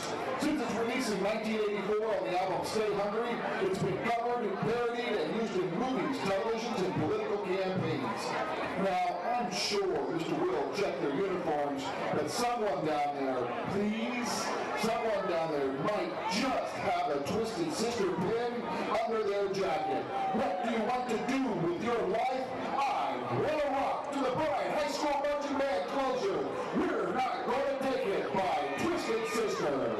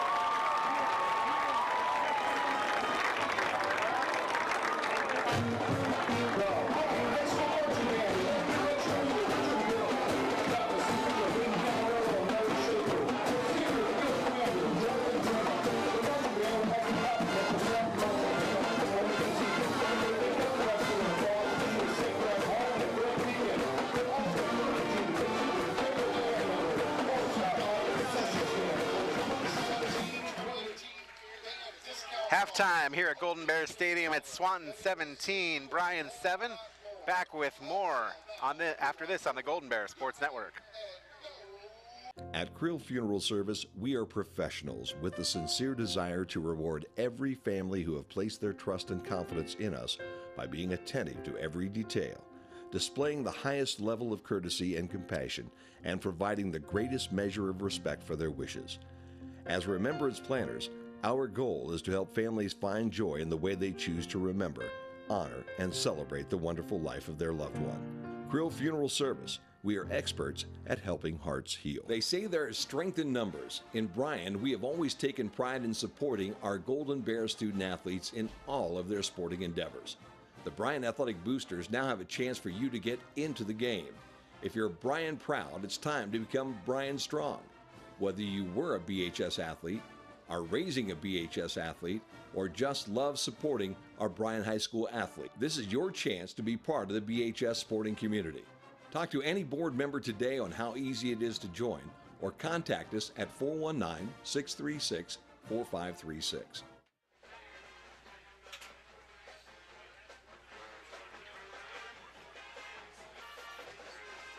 Back out at Golden Bear Stadium, Chris Malenga and Jim Funderburg, and it's 17-7. Golden Bears on the short end of things, Jim.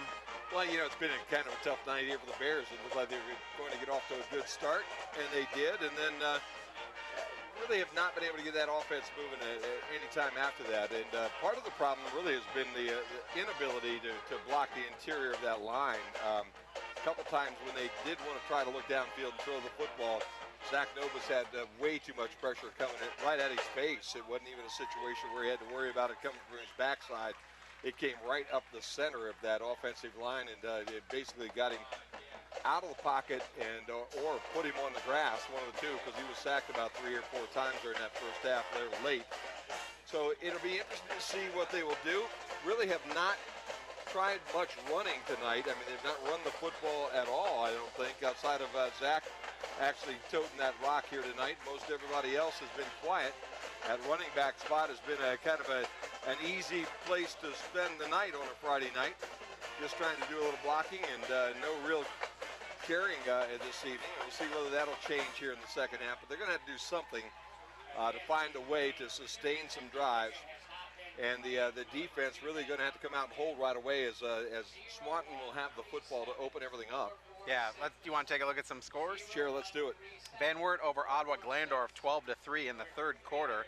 It is Fairview down to Edgerton 28-12 at the half. Liberty Center over Evergreen 28-7 at the half. 52 for Woodward, zip for Montpelier at the half at Woodward. It is Perrysburg over Napoleon 22-7, that's at the half. Hicksville and Holgate tied at 7 in the second quarter. It's Wayne Trace over Antwerp 27-14 in the second quarter. At the half, Pandora Gilboa, the Rockets, over the Tigers of North Baltimore 50-18. Eden and Northwood all tied up at 22 at the half. No report for Delta and Patrick Henry, need to get that one.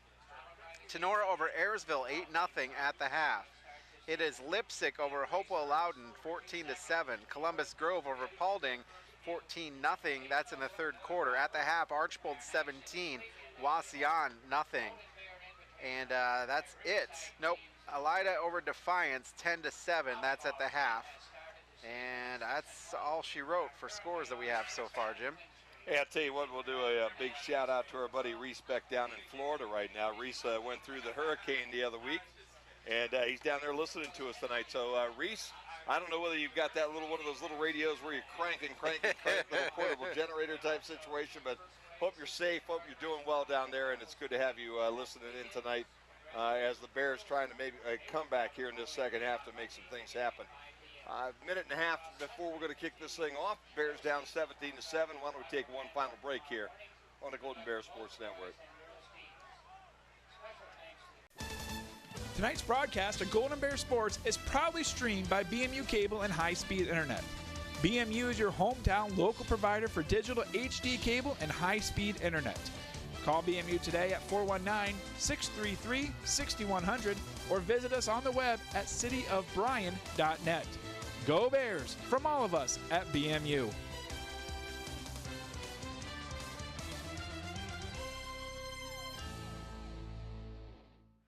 Back out on the Golden Bears Sports Network, 17-7. Swanton ahead of Bryan at the half. One more score of note.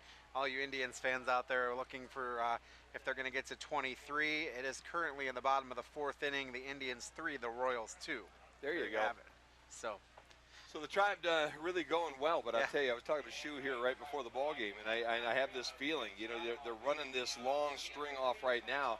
I'd rather have that long string once the season was over and they got started in that postseason. Yeah. But as he and I both talked about, probably Terry Francona, not really all that interested in how long this streak goes. He'd probably like to get a get an L under his belt here, and kind of shake things up just a little bit before they really get ready for that postseason this year. Because they've got a good baseball team. Yes, it's going to be fun to watch them this year. Yes, they do. Hopefully they can take it all the way this year and have enough firepower to end up winning instead of kind of falling a little short like they did the Cubs last year. Well, I said at the beginning of the year, and I have friends that will back me up, I said they were going to win the World Series this year at the beginning of the year. You are a soothsayer, man. You can you see everything. Do you do tarot cards? And, no, I don't. Any fortunes over the weekend or anything like that? I don't. So Packelhofer is the young guy down here at about the 10-yard line right in front of us, and then on the top side it's Saunders. As they stand at the 10-yard line waiting for the kick to open up this third quarter.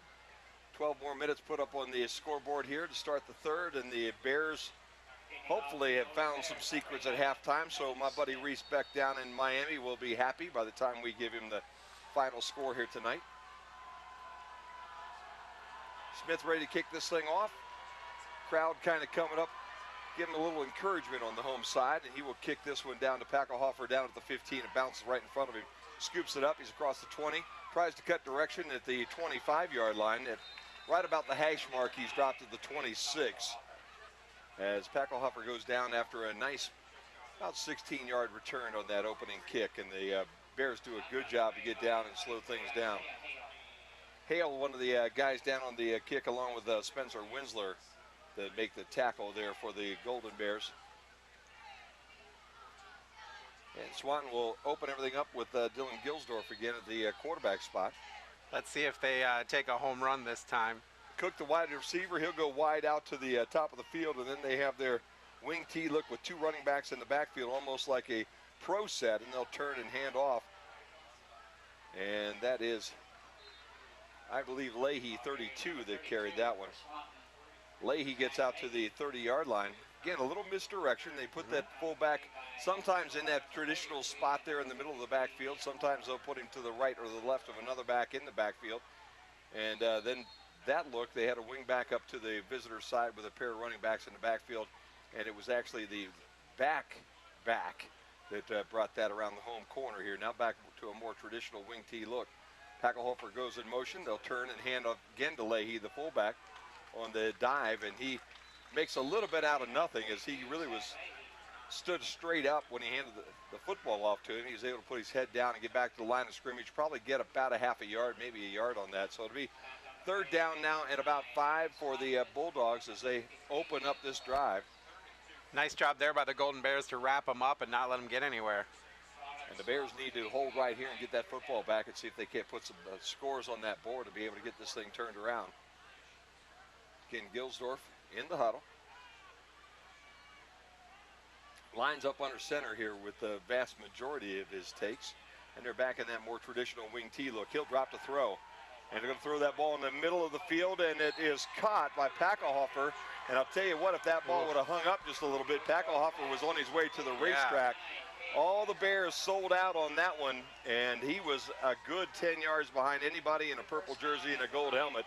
And he was able to pull that one off the turf here, basically at Golden Bear Stadium, just into Golden Bear territory at the 48-yard line. And again, if that ball would have been floated out a little bit and hit him in stride, we would have been calling the opening touchdown on the opening drive of the third quarter. It was set up perfectly. A couple quick runs, and then you set it up for the pass. Gilsdorf now 2 of 2 passing. That's it. Well, you know what? If you're gonna only throw it twice, then you want to hit them both, right? Huh? Handoff will go to Packelhofer, and he will sweep the left end up around the visitor's sideline and be run out of bounds right in front of his bench at the 45-yard line. He'll get 3 on the opening play of this new series of 4. So they set it right on the Bryan 45-yard line, and again, the Bears really bit on the fakes, and all the defensive backs came up to help in that run assist, and he just tossed it over their head. 9:33 and counting, third quarter. Bears trail 17-7 here on the main stop scoreboard. 2 backs in the backfield. Gilsdorf goes under center. He'll turn and hand off to Leahy, the fullback, and Leahy tries that left side, right over that left guard spot. He'll get a couple, and he'll set up a third down now in 3, maybe 4. Harold made the stop for the Golden Bears, and they'll give him 2, so it's third down now and about 4. And you have to wonder where they are right now, Chris. If they only get a yard or 2 here, do they go for it on 4th down? But we'll not get ahead of ourselves. We'll let you noodle that out because you are the soothsayer, so you can probably see already what's about to happen. Well, the thing that I was worried about happening before is Bears sent one guy on a blitz last time, and unfortunately, they were able to still wrap the guy up because he went right past him. Packelhofer from his flanker spot is going to get knocked down just behind the line of scrimmage as they fake the ball to Leahy, the fullback, and Packelhofer coming from his right wing spot gets dumped for about a yard loss. So 4th down, they'll call it 4, and they'll send their punter back in. I don't know that he lost anything. So give him the line of scrimmage, but 4th down and 4 here for the Swanton Bulldogs. And the Bears send Miller back to receive this kick on the 10-yard line. Only Swanton's second punt of the night. Harold came after it, and that caused the kick to be rushed a little bit. It was really high, but it takes a Swanton bounce, hit it about the 20-yard line, and then scooted up the Swanton sideline, and it'll be down around the 5-yard line. So that's where the Bears will have the football, 1st down and 10 when they get possession on their first opportunity here. But the good news, Chris, is that they did keep Swanton out of the end zone. Yep, absolutely. And now they have the opportunity maybe to turn this thing around just a little bit if they can put a drive together and put some points on the scoreboard. That's the key, is putting that drive together. Got a celebrity in the house up here, Scott Benedict right here. I think Scott donated most of the money to build this this palace that we're living in right now. So if your group or organization is looking for a donor with big pockets, deep pockets, call Scott Benedict at Benedict Pro Vending Solutions and ask him for a little donation. First down and 10 there for the Golden Bears. I'll give him my card. Bears will go straight up the middle, and a very short pickup by Nobis as he comes right up the middle of the football field. He'll cross the 5 out to about the 7. You get a couple, so it'll be second down and 8. Bears really do need to find something here early, Chris, because I tell you, another score puts them in a real difficult situation. They've had a hard time trying to put points on the board this year anyway, and tonight has been no exception. Doubles to the top, doubles to the bottom. Single running back to the right of Zach Novus. He's in the pistol, and he'll call his own number again. Straight up the middle of the field to the 10. Not much more. Get a couple more on that one. So two runs of about 2 yards, and it's third down now and about, they're going to give him 3 on that one. Third down and 5 here for the Golden Bears. And we have timeout on the field. We have an equipment issue? Yeah, I think we got somebody with some troubles heading to the sideline on the Swanton side. You know, Jim, the thing that's really frustrating is that the Golden Bears only have, let's see, where's my rushing? 18 yards rushing. Yeah. I mean, so the pass isn't really working and the rush isn't working. It's usually one or the other tends to work. Nobus again in the pistol with a running back to his left and doubles on both sides. He'll drop, and he's looked to throw, and then he pulled it back down like he was going to sneak, and he ran out of real estate as the Bulldogs had collapsed the pocket, and they'll drop him at the 5-yard line. It's Williams that makes the stop, so they'll lose another 5 yards back to the original line of scrimmage, and just like that, they're going to have to kick this thing away. Out of their own end zone. Yeah, not a good thing. And I don't think that let's see, that's Logan Clemens. No, Smith's back there. It looked like Logan Clemens at first. Smith has almost no real estate behind him in that end zone as he's backed up deep. And again, Swanton's going to get good field position. And this one is a short kick that hits on the 25. Does take a Bryan bounce and will roll across the 26. And that's where it will be down by Spencer Winsler. So kind of a rough kick, and the Swanton Bulldogs have a very short field. So a real bad turn of events here for the Bears at the 5:57 mark here of the third quarter, Chris. Only a 21-yard punt. Swanton just got away from it. Fire drill time, get out of here. As that one came out. Actually, that went on the 20. Yep, there we go. Straight up in the air, pretty much. So a 21-yard kick sets the Bulldogs up first down and 10 at the Golden Bear 26-yard line. Two running backs in the backfield, and they will hand it off to the first guy. That's Leahy, and that's 23 Lanazak. Hang on a second, ball's loose. A little misdirection as Lanazak was able to get to the 20. Got about 6. He fell on that football. Got right to the 20. Yeah, that ball, when he came through, one of the Golden Bears went to arm tackle him and ended up stripping the ball. Kind of ripped the ball, but he fell right on it. So it's a nice pickup of about 6. Clock moving at 5:26 here in the third quarter. Bears need a break like that right now, Chris, to get them back in the game. Neither team with a turnover tonight. Maybe that'll jinx them.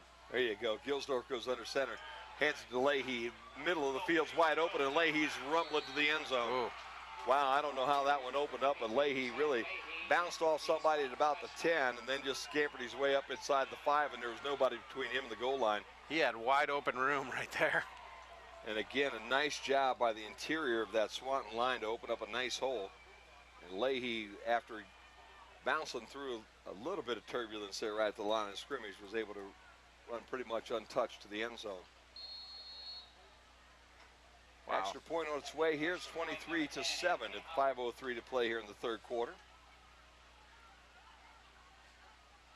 Snap is low, kick is good, and it's 24-7 now. So 5:03 to play third quarter.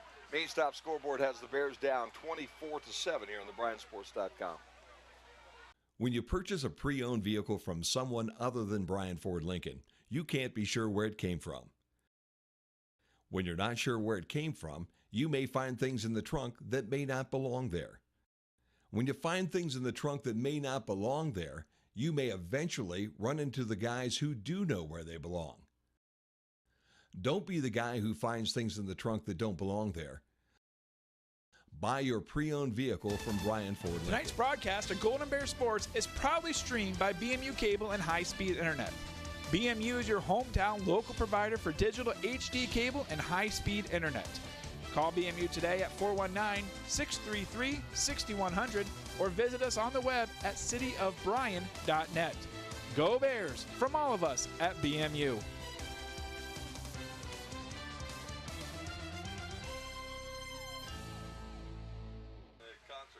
24-7, the Bulldogs of Swanton over the Golden Bears of Bryan here with 5:03 remaining third quarter here on the Golden Bear Sports Network. Chris Malenga, Jim Funderburg. Jim? And, well, I'll tell you what, man, we need to make something happen right now. Maybe Scotty Benedict coming up and giving his blessings on the crowd will help just a little bit as this one's pulled in at about the 10-yard line. And that's Austin Dean who brings it out across the 15, but only to about the 16-yard line.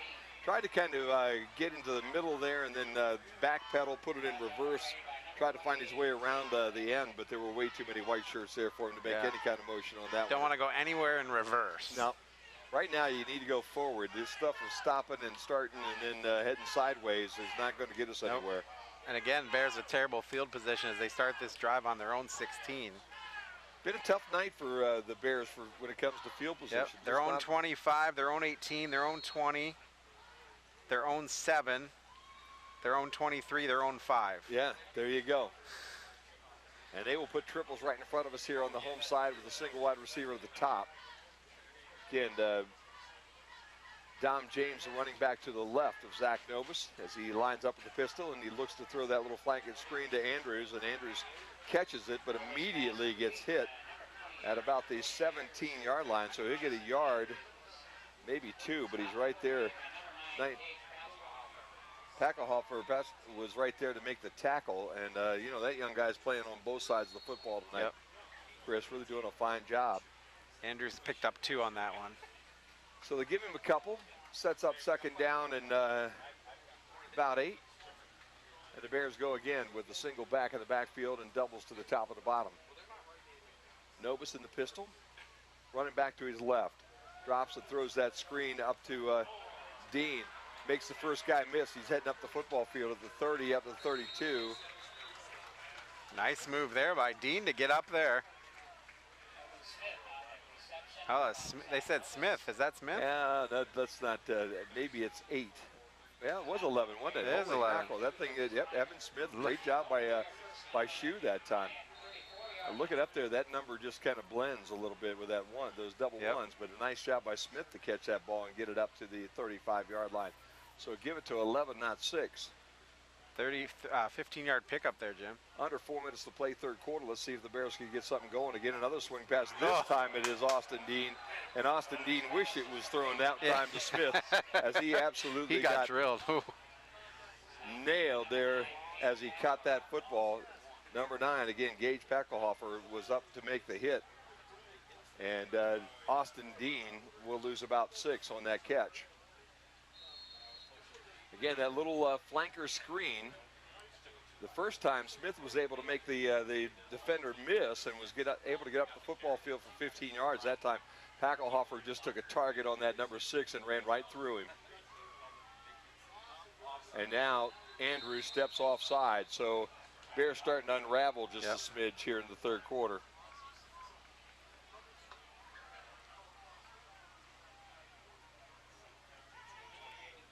When things start to go south. Offense, 5-yard penalty, replay. Sometimes Second they down. slide south in a hurry. Yep. And right now that's exactly what's happening to the Bears. You know, that one of the other things is Novus has got to throw the ball so quick because of the pressure. I almost wonder why they don't put a fullback in there to just block and get 2 guys around Novus and then 3 wideouts. Doubles top and bottom right now as they try to spread them out just a little bit more. Novus drops. He has time this time. He'll throw to the middle of the field. He's got his guy. It's caught midfield into Bulldog territory, and I believe That is number 8, Logan Clemens, I think you're right. And Clemens will have the football inside the 40-yard line, drop him at the 37 of Swanton. So a nice job by 40-yard Clemens pickup to be able to look that one into his hands. And unlike in that first half, right, the end of the second quarter where that ball was thrown a little too high, Zach put that one right on the numbers, and he was able to pull it in. Got about an extra 10 or 12 after he pulled it in, and first down and 10 Bears now with 2.5 to play here in the third quarter. And Novus took a hit, excuse me, sorry. Yeah, no problem. Novus calls his own number, and he's going to take another hit as he gets double teamed and dropped for about a yard loss. They'll give him a yard gain, actually, where they're going to follow. Wilson was the young guy that was low, and then he had another guy kind of high, and he was able to fall over the top of him, and what looked like it was going to be about a yard loss ended up being a yard gain as he stretched out over the top of the pile. Second down and 9, 2:10 to play, third quarter. Bears trailing the main stop scoreboard 24-7. James again to the left of Novus as he's lined the pistol here. Novus drops and he'll have some time. He's going deep to Andrews along the sideline. And a nice job of tapping that one away. And again, number 9, man, Gage Packelhofer. Yep. That we'll call that Cook, I guess, too. These numbers can be almost, they're not quite as difficult as the Woodward numbers to catch. And we actually have lights on our field, have lights so, you know. That's good. And then you take that with a couple of old eyeballs, and, at times can be tough to catch that number. But a nice job by Cook to be able to chase that play down and knock that football away as the ball thrown pretty much on the money up that left sideline. Novus again in the shotgun, throwing now to a underneath receiver. That's Smith, and Smith will have a first down. Threw it out into the right flat. Smith caught it at about the 28, was able to turn it and advance it up to the 25-yard line. They'll mark him at the 26, but it doesn't matter. The chains will move, and the Bears will have the football at the 26-yard line, first down and 10. Nice job finding Smith kind of streaking there on the flat, so good job there to catch that receiver. Novus went to the sideline, talked to the coaches for a second, back to the huddle now. Minute and a half, and we're counting here in the third quarter. The Bears really need to put some points on the board here before this quarter's over. Running back right on his hip to his left now. Doubles on both sides with two flankers. Novus gets hit just as he lets go of that ball. Trying to get it to Austin Dean down around the 20 in the left flank on the home side. And boy, he just got absolutely crunched as he let go of that football. Ran out of time, ran out of room, and just absolutely paid the price. That was Lucas. Lucas Rander that got him. And boy, I tell you, he's up and everything's okay. Bryson Andrews was going through off of that to block, and the guy just came right around Andrews and just, Novus was crunched. Middle linebacker coming on a full blitz at that point in time. Novus again, looking downfield. Gets rid of this one, but it's behind his receiver. Trying to get it to Dean. Thrown behind him just a little bit, and Packelhofer there with some good coverage, but that ball really just behind Austin by a step or two, so he didn't have a chance to even try to pull that one in. And it'll set up third down now and 10 with a minute and 17, and the clock stopped here in the third quarter. Just joined us, the Bulldogs have scored the only points here in the third quarter, and they're up 24-7 here on the main stop scoreboard. Handoff running play for the first time in a long while. Dominic James goes right up the middle of the football field with some decent success as he'll advance it to the 21-yard line. It'll set up fourth down now and about 5, short 5, let's call it. Yep. They need the line of gain to get is the 20. They need to get to the 20. That's the about 16 and a half. Yep. You're just in front of that 16, and they're right around the 21. And we're under a minute to play here in the third quarter. Novus again in that pistol look, and we have a false start on the Bears. Yeah, that's not going to help at all. Nope. Number 51, the offense, 5-yard penalty, replay, fourth down. So instead of fourth down and kind of a short 5, make it fourth down and a legitimate 10 right now. And 36 ticks here in the third quarter. Mistakes, mental mistakes, Jim. Yeah, and you just can't have those, and that has been the downfall of this football team here early in this season. And I start overcoming those if they're going to win a football game or two here as we continue on. Nobis has some time. He has a man. It looks like he's got a first down completion down around the 15-yard line. That's Evan Smith. Smith just basically ran a curl just far enough to get that first down, turned around, went down on his knees. The ball put right on the numbers, and he was able to pull that one in. It's first down and 10, and that was a nice job by both receiver and quarterback to be able to hook up for the first down. Nobis calls his own number right up the middle of the football field. He got a few, but boy, did he pay for it. He just absolutely got thumped by Mike Linozak. He got about 4 yards on the carry, but when he just snuck his nose down around that 10-yard line, 23 came up and said, "How do you do?" And that'll end the third quarter. So we've got 3 of them in the books. The main stop scoreboard had the Bears down 17, 24-7 here on the Golden Bear Sports Network. Looking for career opportunities? They're closer than you think. Northwest State has more than 70 degree and certificate programs, so you can start on the path to a rewarding career or transfer your credits toward a bachelor's degree. Your future is knocking. What are you waiting for? Opportunities await at Northwest State Community College. Find out more at northweststate.edu. Andrews O'Neill & Lowe is committed to providing you the best value for your insurance dollar. We are an agency built on integrity, offering personal service and sound advice you can trust. That's why we partner with experienced carriers like the Central Mutual Insurance Company for your auto, home, or business insurance needs. Central's quality insurance products are reasonably priced and backed by prompt, professional service, providing value for your peace of mind. Andrews O'Neill & Lowe is your local Central agent. Call us today at 419-636-5050. And for you listening on Q96.5 FM, the Bears now flip-flop. They're heading left to right. And they have the football down on the Swanton 11-yard line. Second down. And about 7 to go. Doubles top and bottom. Both sides have a slot receiver. And a fake by Nobis to his running back, Dom Jones. And James just got absolutely knocked apart there in the backfield, and Nobis kept the football, was able to get back to the line of scrimmage pretty much, so no gain on the play.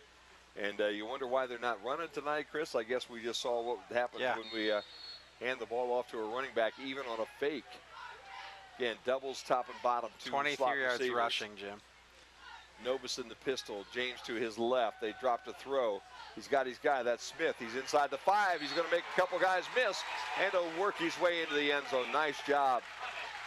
Good protection there as well, Jim. Yep. Evan Smith did a nice job down there to make that catch.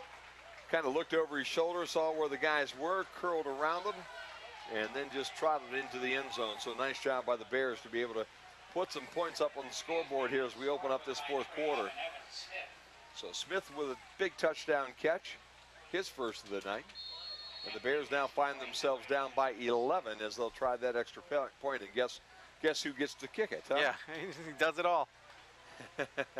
You catch the touchdown pass, and you kick the extra point. It's just that simple. 24-14, Bears have cut it back to a 10-point lead right now for the Bulldogs, and we'll step away on the Golden Bear Sports Network. As the baby boomer generation tires of traditional send-offs, funerals are becoming increasingly more personalized. People are pre-planning their own remembrance gathering. Pre-planning is easy and will pay off both emotionally and financially for you and your family. Plus allows you more control over your last hurrah. At Krill Funeral Service, we're not just funeral directors. We are experts at helping hearts heal. They say there is strength in numbers. In Bryan, we have always taken pride in supporting our Golden Bear student athletes in all of their sporting endeavors. The Bryan Athletic Boosters now have a chance for you to get into the game. If you're Bryan proud, it's time to become Bryan strong. Whether you were a BHS athlete, are raising a BHS athlete, or just love supporting our Bryan High School athlete, this is your chance to be part of the BHS sporting community.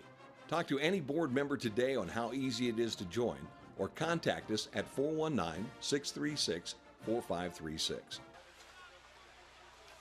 Back here at Golden Bear Stadium, Chris, a quick update on a couple scores, especially the one everybody's looking for. Yeah, the Archbold and Wasion game, Archbold up 17-14, and the other score, especially for Mr. Chris Bryce, 64-0, Woodward over Montpelier. Oh, man. KB real happy to hear that one, I'm sure, tonight. Oh, man. Saunders and Tackelhofer back deep again, as they have been all night long, and they will kick this away from Tackelhofer, but he'll scoop it up around the 10 after it rolls around him a couple of times. And Bears all over Tackelhofer, but he's still trying to drive forward. He'll hit about the 15, eventually will drop at about the 17-yard line, but a nice job by Gage to return that football after he really had a hard time finding it down there in that corner. Something out of nothing right there. Yeah. Looked like we were going to maybe have him pinned down inside the 10-yard line as he was having a hard time finding the football. Came up with it, kind of spun around, and he ends up out at the 17-yard line. It'll be first down at 10 for Swanton. Liberty Center over Evergreen, 35-14. It's Edgerton, 36, Fairview, 12. Hicksville over Holgate, 32-7. Northwood and Eden still tied. Tenora over Ayersville, 8-zip. Let's see any other NWOALs. Gilsdorf brings them out in more of a traditional wing T format. They'll send a wing from the top side in motion and then hand off to Leahy straight up the middle. And Leahy gets a few before he gets hit right at the 20-yard line. 3 yards there for Leahy until the Golden Bears were able to wrap him up right there. Connor Ford was the guy that is credited with the tackle, and we've got a Bear down. I think that's Potvin that is down on the field right now, and he's looking at a leg. So we're going to take a timeout too. We've got an official's timeout as the trainer gets on the field. 10:48 to play in the ball game. Main Stop Scoreboard has the Bears trailing by 10, 24-14 here on the Golden Bear Sports Network.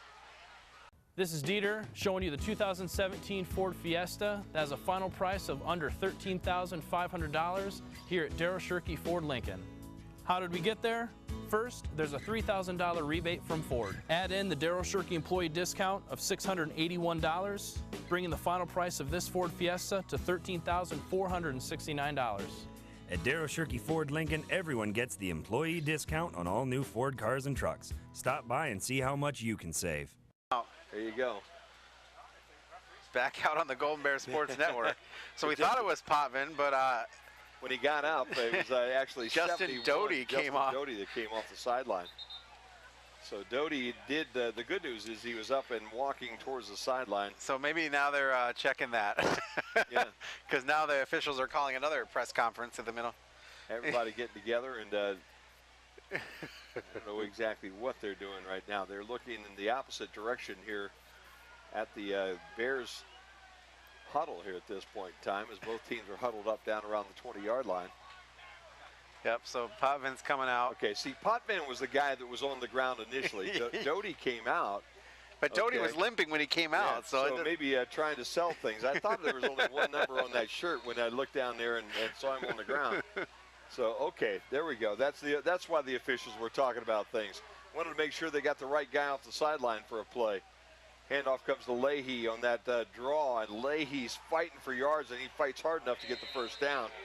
Looked like they were going to have him short of the first down, but Leahy broke a tackle right around the 27-yard line. Right up to and the then was 30. able to fall all the way out to the 30-yard line for the first down. So a nice job by Leahy, who has run extremely hard here tonight for the Swanton offense. Zach Leahy is a senior, 5'8" and a $185. 17 carries for 83 yards. He has a touchdown and his long run of 20. Workhorse here tonight, man. They just hand him the ball. And basically he and Lonzak have done a nice job here this evening in getting yards when they need them. Swanton's run the ball 37 times. Wingbacks to the top and the bottom, and the fullback again to the backfield. They bring a guy in motion. They hand again to Leahy, and Leahy this time not quite as successful as he gets back to the line of scrimmage, and not much more as the Bears are right there to knock him down. Noah Rohrer, the first guy, kept on up off that pile, the left defensive end, and Alex Potvin as well. So a nice job by the Bears to stop Leahy for virtually no gain on that first down run. 9:42, the clock is moving, and that is one of the problems the Bears will have right now.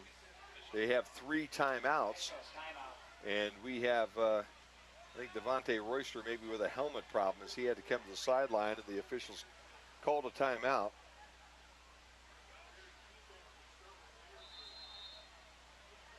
So I think he's got a bloody nose. He's on the sideline. There you go. Yep, he's on the sideline, and they replace him.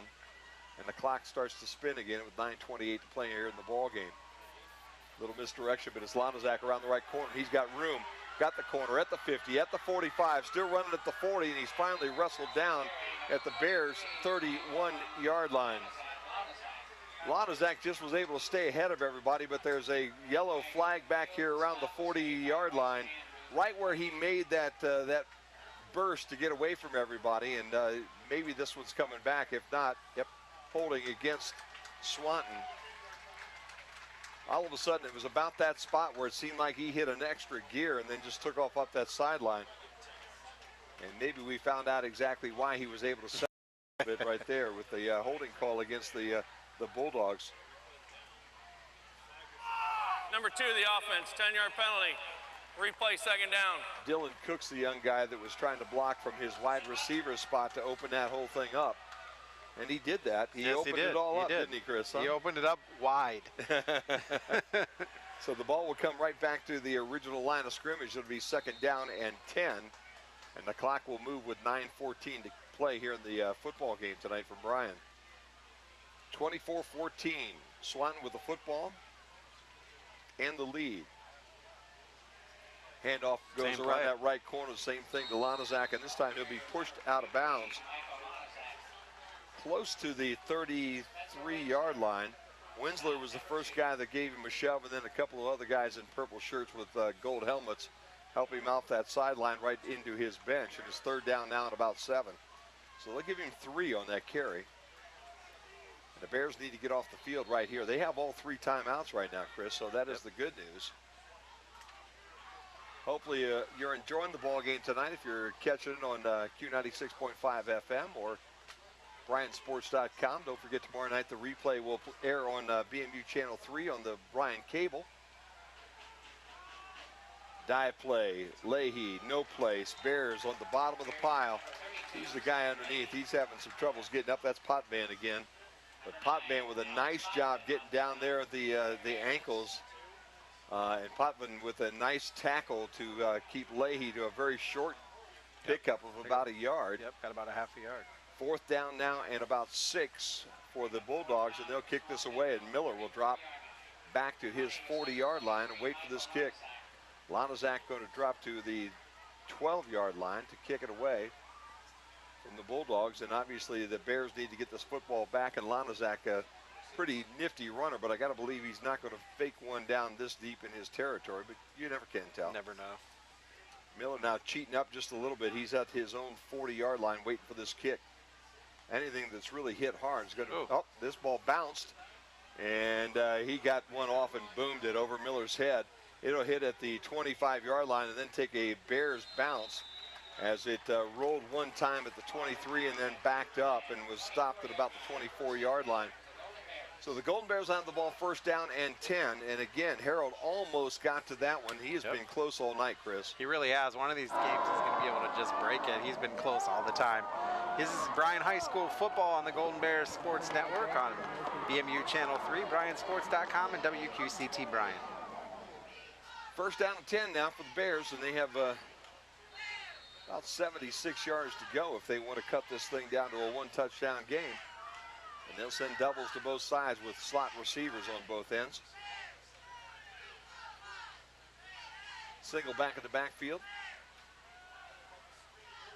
Yeah. Nobis is looking to go deep, but then all of a sudden a big old hand came out, grabbed him by the back of the jersey, and that was the end of his night as he went down. 62 Rayner was the young guy that was in there and was able to grab a hold of him, and just as he was loading up and looking like he was going to force that ball downfield, he went backwards a step or two. And this was knocked down. Yep. Up on the top side, looked like Crew Oberheim that got a big mid in. It was either 18 or 19. So give it to either Jones or Oberheim, whether it was an 8 or a 9. We'll have to I think it's an 18. I think my initial idea was correct. I think you're right. He came off his right end spot and was able to get that big mid up. It's third down now at about 13 for the Bears. Nova's going to fire this one deep, and he's over everybody's head. No place to go. Trying to go for Andrews up along the visitor sideline, and that one thrown about 10 yards over everybody's head. And incomplete. It'll be fourth down now, and the Bears will go 3 and out quickly, and they're going to be forced to kick this ball away because they're at their own 21-yard line. Tacklehofer and Saunders to drop back to their 35-yard line. Evan Smith comes in. Nate Miller is the up guy right now, and again, he's your backup quarterback, so if you're ever going to run something, maybe now's the time to try it. Yep, here he comes. Miller with a direct snap. He's got the ball. He's at the 28. He makes one guy miss. He's got the first down at the 35, and then out of bounds. And a late hit. We'll take 15 more. So a nice job by the Bears to come up with a little razzle-dazzle here tonight for my buddy Zach Hazlett. And a direct snap back to Nate Miller, the backup quarterback.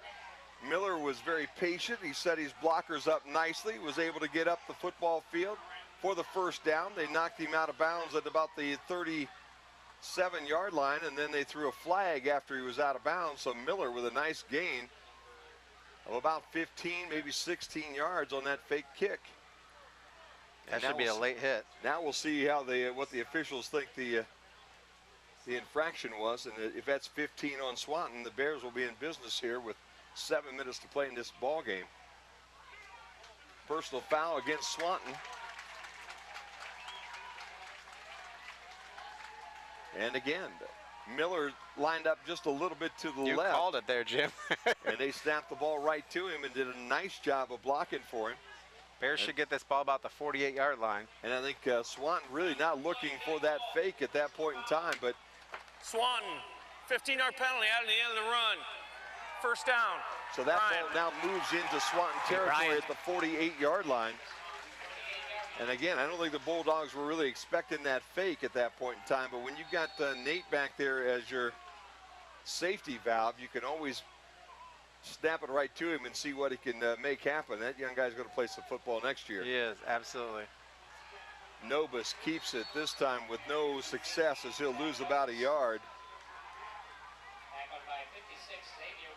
Xavier Williams was the young fellow that made the tackle as Nobis loses about 2 back to the midfield stripe. Need touchdowns right now. Yep.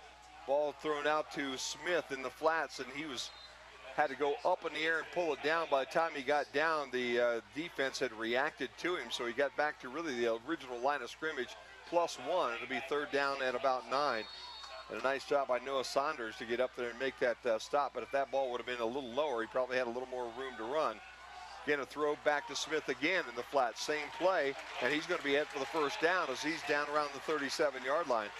Again, they're lining Smith up as the wide out or putting him in the slot. The last 2 times they put him in the slot here on the home side, they run their wide receiver up the field as far as they can go, and Smith just basically curls about 7 yards down the field. Nobis keeps this. He's got room in the middle of the football field, but there's also a yellow piece of laundry right in the field where he came through. The hole was a nice one. He picked up 8, but that holding call is going to be right back around the 42-yard line, or the 37-yard line, I'm sorry, and it is going to move them 10 yards from there. And instead of a second down at about 3 or 4, it's going to be first down at a bunch. Number 75 of the offense, 10-yard penalty. Replay. First down. Makes it 1st and 21 for the Golden Bears. 6:05 to play. The Bears are marching at this point in time, but they're down by 10 points right now. And again, if you can get close and get that field goal and then try to get the onside kick, or at least try to hold and then get that touchdown. But right now would be the time to get the touchdown if possible. Again, same play. Smith in the flat. Makes the first guy miss. Down to the 35-yard line, so he got back to that original line of scrimmage, got that entire penalty back. It'll be third down now at about 10. Second down. Second down at 10. Yep, they replayed the down. Yep. Handoff, and not a very successful handoff as they gave it to Dominic James, trying to catch people sleeping just a little bit. James will get about a yard on the draw play, but basically 3rd down now and 9 for the Bears with 5:22 to play. Obviously 4 down territory from this point on tonight. Again, the pistol look with James to the left. High snap again. Nobis throws down to the flat to the other side. He's got his man complete, and I think a 1st down as Andrews caught the ball about a yard shy of the 1st down, but was able to break the tackle and fall forward to the 25-yard line. I think we've got a Bulldog down on the ground out there, and they'll bring the training staff in, and we'll take a timeout. 5:09 to play in the ball game. Bears are driving, but they're down 10, 24-14 here on the Golden Bears Sports Network. It's been said a million times, there's nothing in the world more important than family. We understand that at Oberlin Turnbull Funeral Home and Crematory. Our entire staff is like family to us. They are some of the most caring, thoughtful, and dedicated people in our industry. In fact, our newest members are part of my family. When the time comes for your family to say goodbye, remember our family, Oberlin Turnbull Funeral Home and Crematory in Bryan, Sherwood, West Unity, and Hamilton. Tonight's broadcast of Golden Bear Sports is proudly streamed by BMU Cable and High-Speed Internet. BMU is your hometown local provider for digital HD cable and high-speed internet. Call BMU today at 419-633-6100 or visit us on the web at cityofbryan.net. Go Bears from all of us at BMU.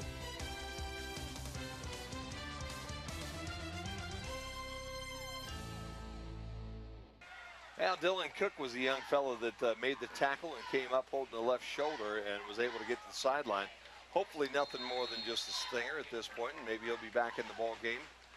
5:05, the count is moving as the Bears have a new set of 4 here. 1st down and 10. Ball at the 25-yard line.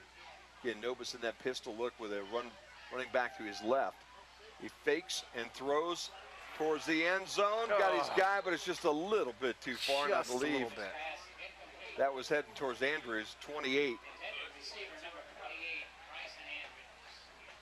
Little pump and go, and Andrews had really gotten a little separation behind the defensive backs, but the ball thrown just a little too far for Andrews, who dove at about the 5 and couldn't pull it in.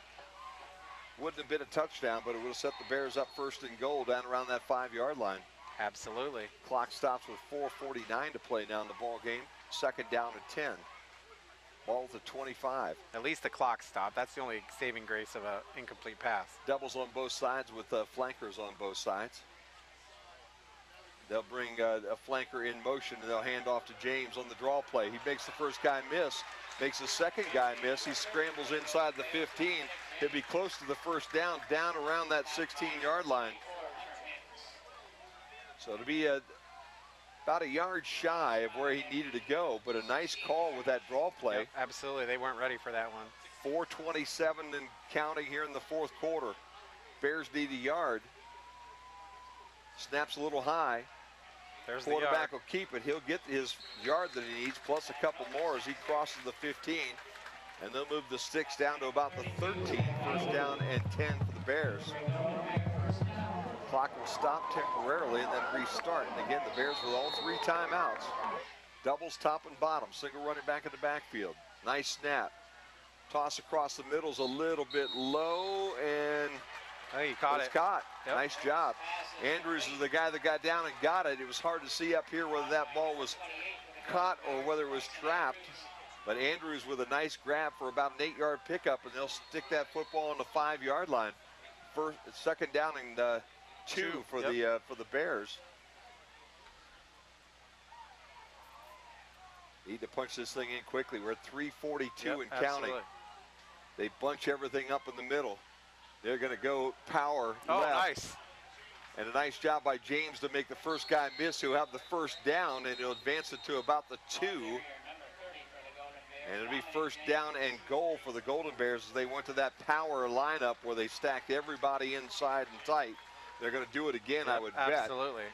As the ball sits on this 2-yard line with 3:29 and the clock will start. And again, the single running back, James, and the quarterback goes under center. He'll sneak this one forward for about a yard, but he won't get in. It'll be second down and goal, and the Bears need to get up off the pile and get this set up again as that clock's down to 3:13, and it's rolling. And the Bears will call a timeout. Smart idea by the coach to get one called right now. So we have, we'll keep this one right here, I think. With, check some scores for you, Jim. 3 minutes and 10 seconds to go, and the Bears knocking on the door at the 1 yard line. Second down and goal, and that ball is actually inside the 1. They need about a foot, foot and a half.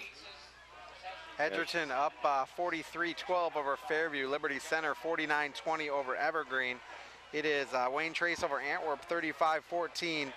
Patrick Henry over Delta 35-22 in the fourth quarter. It is Napoleon down to Perrysburg 29-20.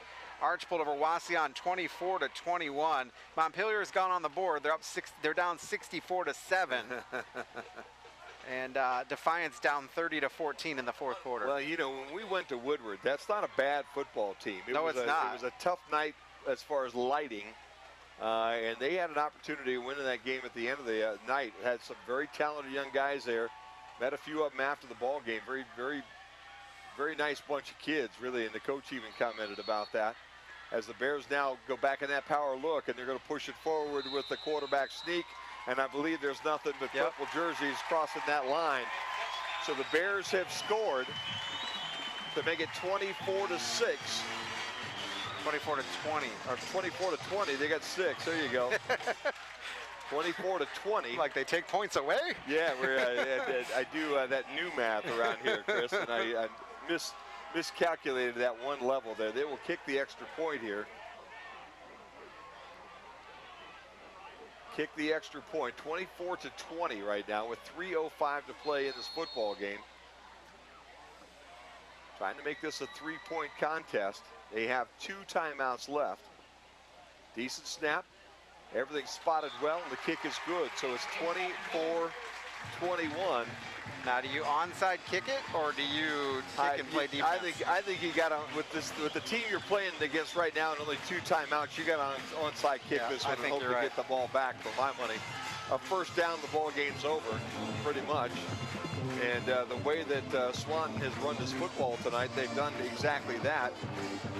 So for my money, you're onside kicking, and you're hoping for a little of that Golden Bear magic that we saw back here a few years ago. Yep. Where we were able to get about every onside kick we put into play. But yeah, for my money right now, you know, we'll see what Coach Redhead decides he wants to do. But for my dollar that I paid to get in here tonight, I'd like to see the onside kick. Even if you give them the ball at that point in time, you know, you still have to stop them if they get it, no matter where they might be. Got some push-ups going on in the student section. There you go.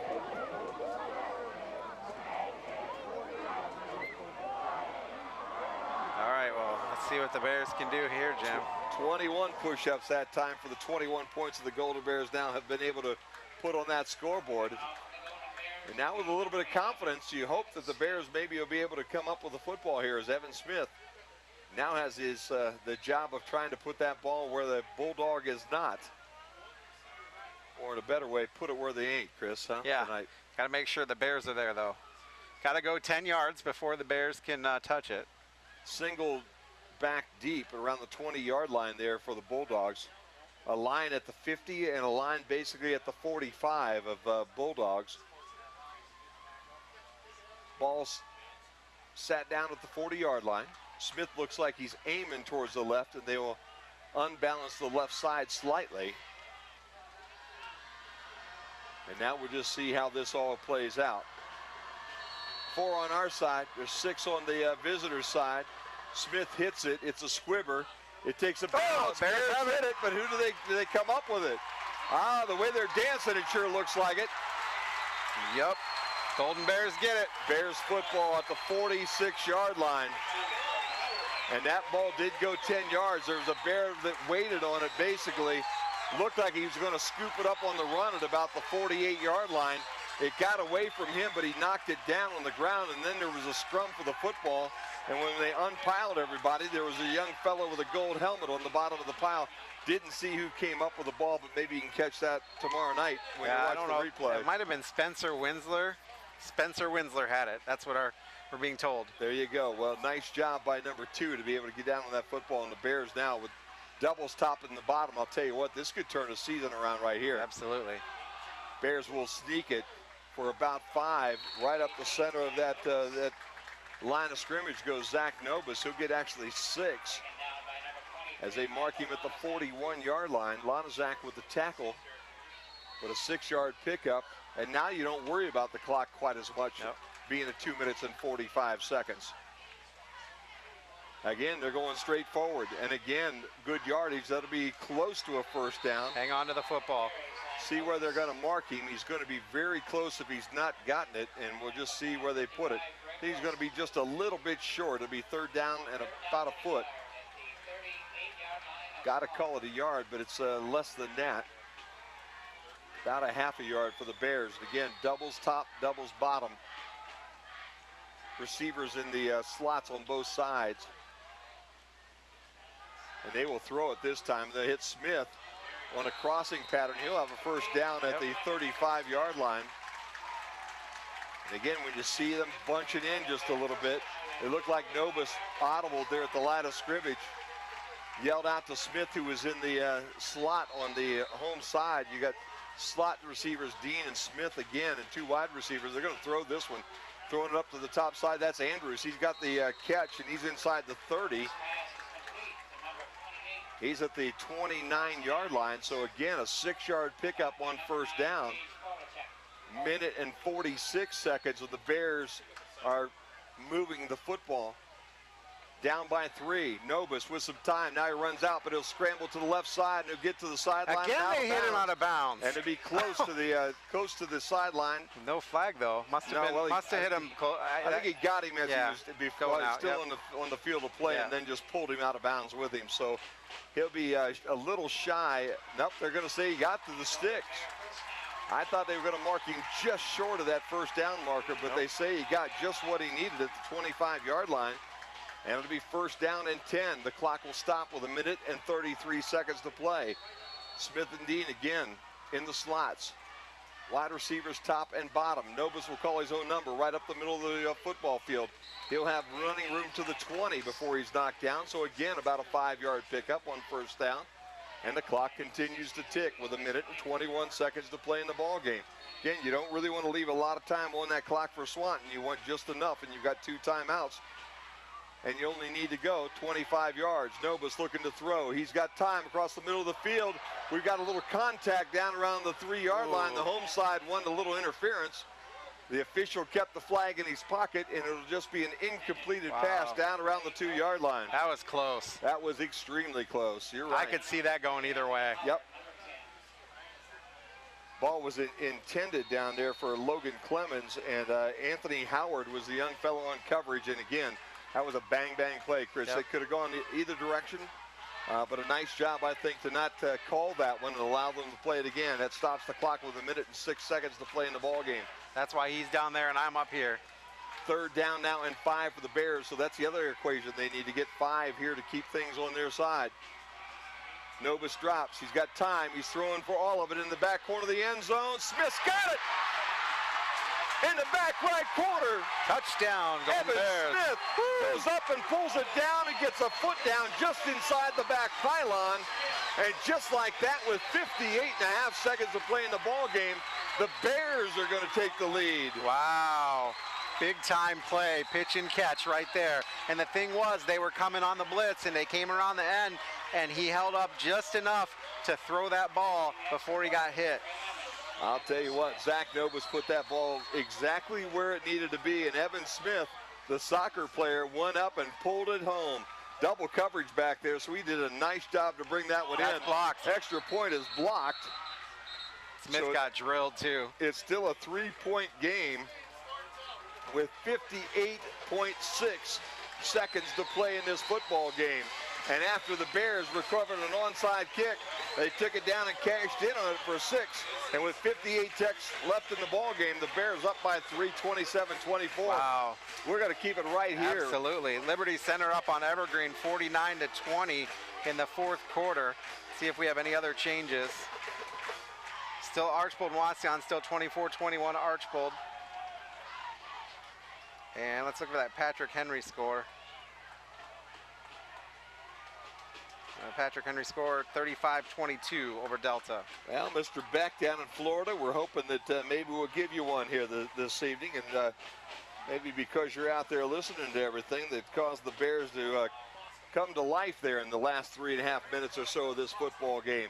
So there's a key right here, Jim. Yep. Need good kickoff coverage and good defense. The kickoff coverage has been very suspect all year. It has and so been. now this is where you need to step up and really have a good kick and good kick coverage.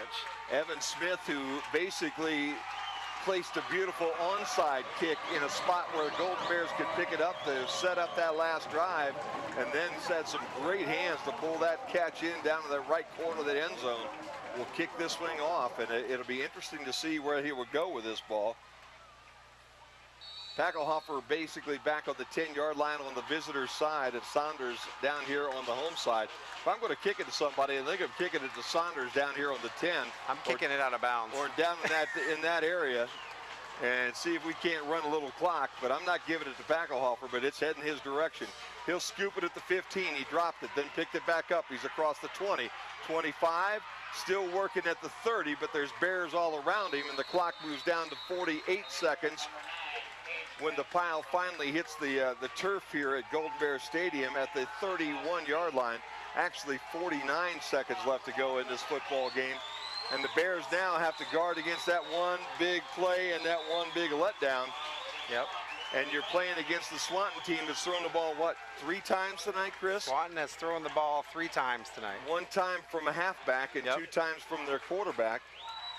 And now you're going to ask that young fellow who's done a nice job of being able to negotiate this wing tee to throw the ball, and he will actually be in a shotgun for the first time tonight with doubles on both sides. Drops, looks, throws it out into the flats, and it's caught. Nice throw out to the 40-yard line. It's complete to Lanazak, and it will be a 9-yard pickup. 2nd down and a yard. Nope, they're going to say they moved the sticks. No, they didn't move the sticks. It's about 2nd down, about a half a yard. Doubles again, top and bottom. They'll flush the quarterback out. Gilsdorf runs toward his right, but he's still going to throw it. He's got a guy, but I don't think he caught it in bounds. Let's see. Oh, they said he caught that. He must have gotten the foot down right around the Bears. No, it's coming back. I didn't think he was able to get those toes down on that far sideline. It was tough to see. They ran up like they were going to mark it there. Nice throw by Gilsdorf. Nice catch, but they were out of bounds. 23.7 seconds to go in this football game. Bears can't let anybody behind them, and Absolutely they really can't allow them to get close enough to try another field goal. Gilsdorf rolls to his right. Here comes the pressure. He makes that guy miss. Now he rolls to his right, knew how to run it, lowers his shoulder and runs through Andrews for the first down at the 42-yard line. But that's pretty much exactly what the Bears wanted him to do with only 14 seconds left to go. As he couldn't find a guy open downfield and Gilsdorf had to lower that shoulder, he ran over Bryson Andrews. But Bryson will take that one any night if you want to make the tackle right there and keep him to just a minimal gain and run about 10 seconds off the clock. We're down to under 15 seconds to play in this football game. Swanton's called a timeout here, Jim. Swanton has all their timeouts left, so they can call 2 more of them. Ball is on the Swanton 43-yard line. Now 1st down and 10. 14.7 seconds left to go in this football game. Starting to get some finals coming in, Jim. All right, Swanton is now back on the field and ready. The Bears breaking their huddle and coming back out. And you've got to believe, within reason, they'd love to have Swanton throw a pass and then tackle them on the field of play right now and force them to use some time and another timeout. Again, Gilsdorf goes back in the pocket. Here comes the blitz. Almost got to him. Little screen pass. 50-yard line, 45-yard line, and then out of bounds goes Packelhofer. And Packelhofer at the Bears 42 with 5.5 seconds left to go in this football game. That one took a long time, and they'll take their 2nd timeout now. Packelhofer just basically sat down in the middle of the football field. They threw him a little flanker screen to the middle of the football field, and he was able to run up the field about 10, 15 yards, and then he had that long run over to the Bryan sideline to get out of bounds and stop the clock. So craziness. This could be the last play of the game, but you are getting close to where they can realistically try a field goal, especially if they can get a quick completion and get out of bounds, Chris, because basically the 22-yard line or somewhere in that neighborhood is about where they need to get for him to match that opening field goal that he had that was 40 yards. And somewhere around that 25 to the 30, he's definitely got a shot. Yep.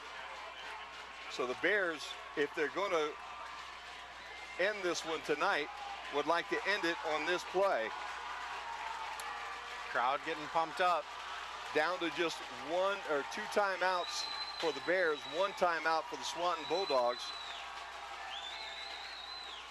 And again, Gilsdorf will come out and line up in the pistol. And I think they moved that up to 5.9 seconds from 5.5. Up, we got a wide receiver moving, got a little bit anxious. Yep. Anthony Howard, I believe, the young guy that would try the field goal, I believe, number 10, took off a couple steps too early, and that'll move him back 5 yards. Clock will stay at 5.9 seconds. Ball will now move back to the 47. Bryan 57-yard line, or 47-yard line, sorry about that. First down at 15, that doesn't matter. This play does, though, with 5.9 to play. And we have a timeout call, and that'll be Golden Bears. Yep, that's a good timeout right there. Make sure you got things set. Coach Miner comes out and wants his defense around him right now. Right now, he just needs to keep everybody on the football field, and I'll tell you, he'd like to let them run just a little bit as well. So if they throw another little screen to the middle of that football field, let him run a couple of steps before you knock him down. Don't allow them anything up the football field 25 yards or so on the sidelines. And past that, if you can keep them to the middle of the field, this game might end on this play. Got some finals there, Chris? Yeah, we do. We'll see, they all disappeared on me. Van Wert over Ottawa Glandorf 19-7. Montpelier goes down to Woodward 64-7. Edgerton over Fairview 43-18. Pandora Gilboa 74. North Baltimore 18. Tenora 8-0 over Ayersville. That's a final. And Wauseon loses to Archbold 24-21. Gilsdorf again to the shotgun, high snack. Here comes the rush. He throws it in a quick out down around the 40-yard line. That'll leave 1.8 seconds left to go, and Swanton will call a timeout, I believe. I can't believe they would do that with the clock stopped right now. They don't need to do that, but the coach out on the, yeah, they did. I think they did call that last timeout. Yep. So that ball is at the Bryan 40-yard line. You'd think you'd want that timeout since he stepped out of bounds in case he got that, if he gets another 10 yards like that and can get out with 0.3 seconds, you'd like to, be able to maybe, if he gets him just inside that sideline, to be able to call that last timeout and try that field goal. But it's probably coming down on this one right now, Chris, with just 1.8 left. Doesn't really matter, I guess, on the same side when you look on the other end. Swanton coaches want to make sure that they have whatever they have going right now, work to a T, and more than likely a route pretty similar to the one they just ran, where they could get another 10 yards with enough time on that clock to send that field goal unit back out and try. Oh, they're going to try a field goal right now. The heck with it, goodness. Man. The ball will be spotted at the 47. This will be a 57-yard try, and now the Golden Bears will take a timeout to ice things for just a minute. 57-yard field goal. So basically, they just the timeout was to decide, hey, we may not have enough time to run another play. We've got a kicker with a pretty good leg. We got him set up where we want him on the left hash mark at the 40-yard line. Coach is doing right now is getting his guys behind to stand there at the goal line, so that there's no trickeration at that. Yep. You don't want him to fake anything at this point in time. You don't want to jump off sides and give this young fella the opportunity to kick one, because he's got quite the leg. I'll look over to the Swan guys. Can he hit this, guys? Do you think he can hit this? Huh? Yeah. Okay. Well, he looked like that first time with that 40-yarder. He had plenty of leg. There's no doubt about that. This will be an interesting one. Wow. They'll set it down there with a little T, as we talked about, right there on the 47-yard line. Left hash mark. 1.8 ticks left to go in a very exciting football game. Good snap, good hold. Here comes the kick, but it's going to be a little short. And this one's going to fall about midway into the end zone.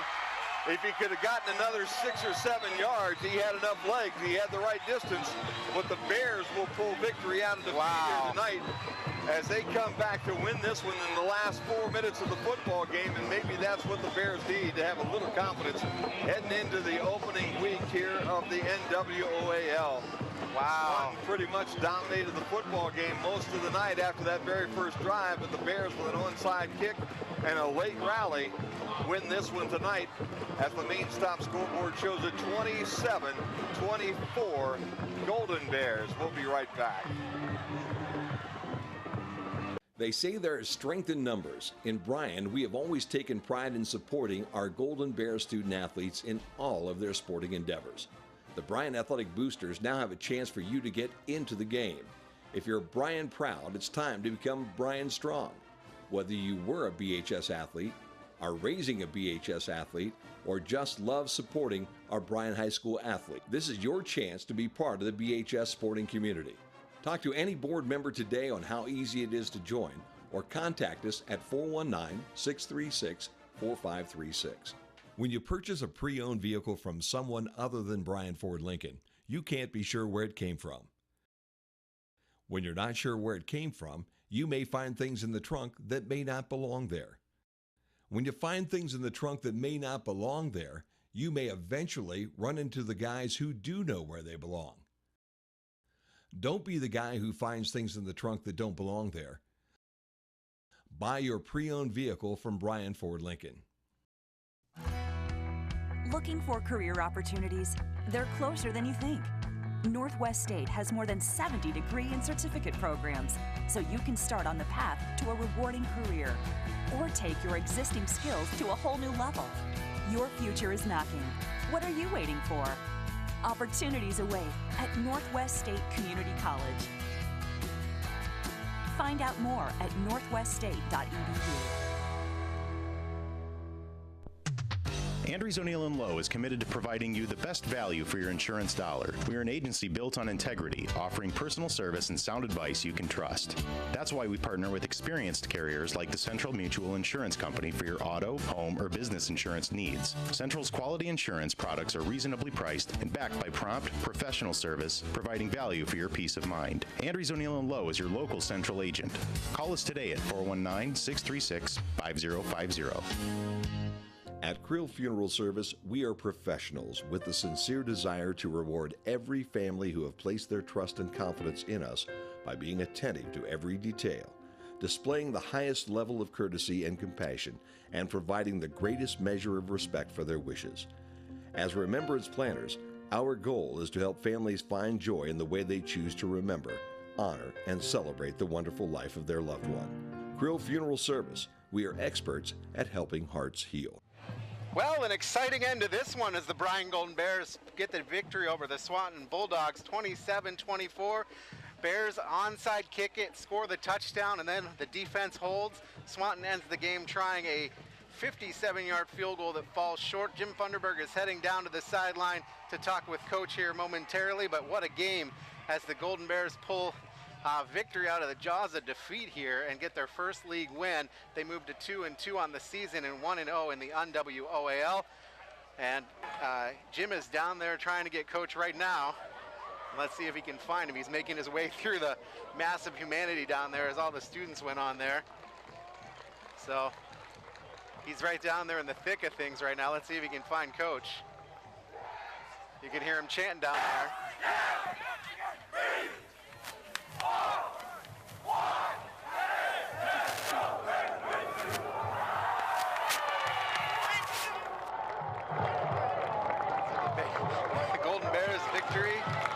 Jim's down there looking for Coach, and he's heading that direction. And we'll get some stats here in just a minute as we try to get everything figured out here. Jim is down there, and right now he's waiting to talk to Coach. I'll give you some stats real quick. Eric, if you can just tell me when Jim's getting ready. First down, Swanton with 15, Bryan with 20. Swanton got 2 passing first downs, 13 rushing first downs. Bryan had 20 first downs, 14 by the pass, 5 by the rush, 1 from the penalty. Swanton had 303 total yards of offense. Bryan 346. Swanton was 5 of 7 passing for 58 yards. Bryan 22 of 35 for 276 yards. Rushing, Swanton had 245 yards on 42 attempts. Bryan 32 rushing attempts for 70 yards. Swanton was penalized 7 times for 60 yards. Bryan penalized 3 times for 20 yards. Swanton was 1 of 2 for field goals, 3 of 3 on extra points. Bryan was 3 of 4 on extra points. Each team punted 3 times, and there you go. All right, so we're gonna get ready to send it down to Jim. All right, here we go. It's good, he's good. One camera. All right, no, we got a camera here. Tom Good, man, I got to get you, buddy. What a ball game. What a comeback here tonight. Yeah, the boys fought. I mean, and that's what we've been after. That's what we want them to do. And it took a little bit, but that's the kind of fight that reminds us of old Bryan. You know what I'm saying? We're excited about it. They executed. We had some problems along the way, but it was awesome. You took over as the offensive coordinator this year, man. It's week number 4. Things starting to smooth out just a little bit. Yeah, the kids are buying in, and you know the continue session. We break them out into positions, and we take them by position, show them what they're doing wrong, and they're sponges. Is the best part of it, you know, the not laying down what we like. No doubt about that. Take me back to that touchdown catch in the back of the end zone by Smith. Yeah, well, they had been giving us a little bit of short yardage there. It was off, so we were playing a lot of hitches, a lot of curls and things like that. So that's what we baited them into that, and we slipped one deep, and that's what made the touchdown. So I've heard a lot about how these kids can catch footballs out here, and maybe it's the better receivers we've seen in a long time. We've seen some good ones around here, but boy, I don't know I've seen a better catch than what he made there in that end zone. Yeah, it's a complete group effort.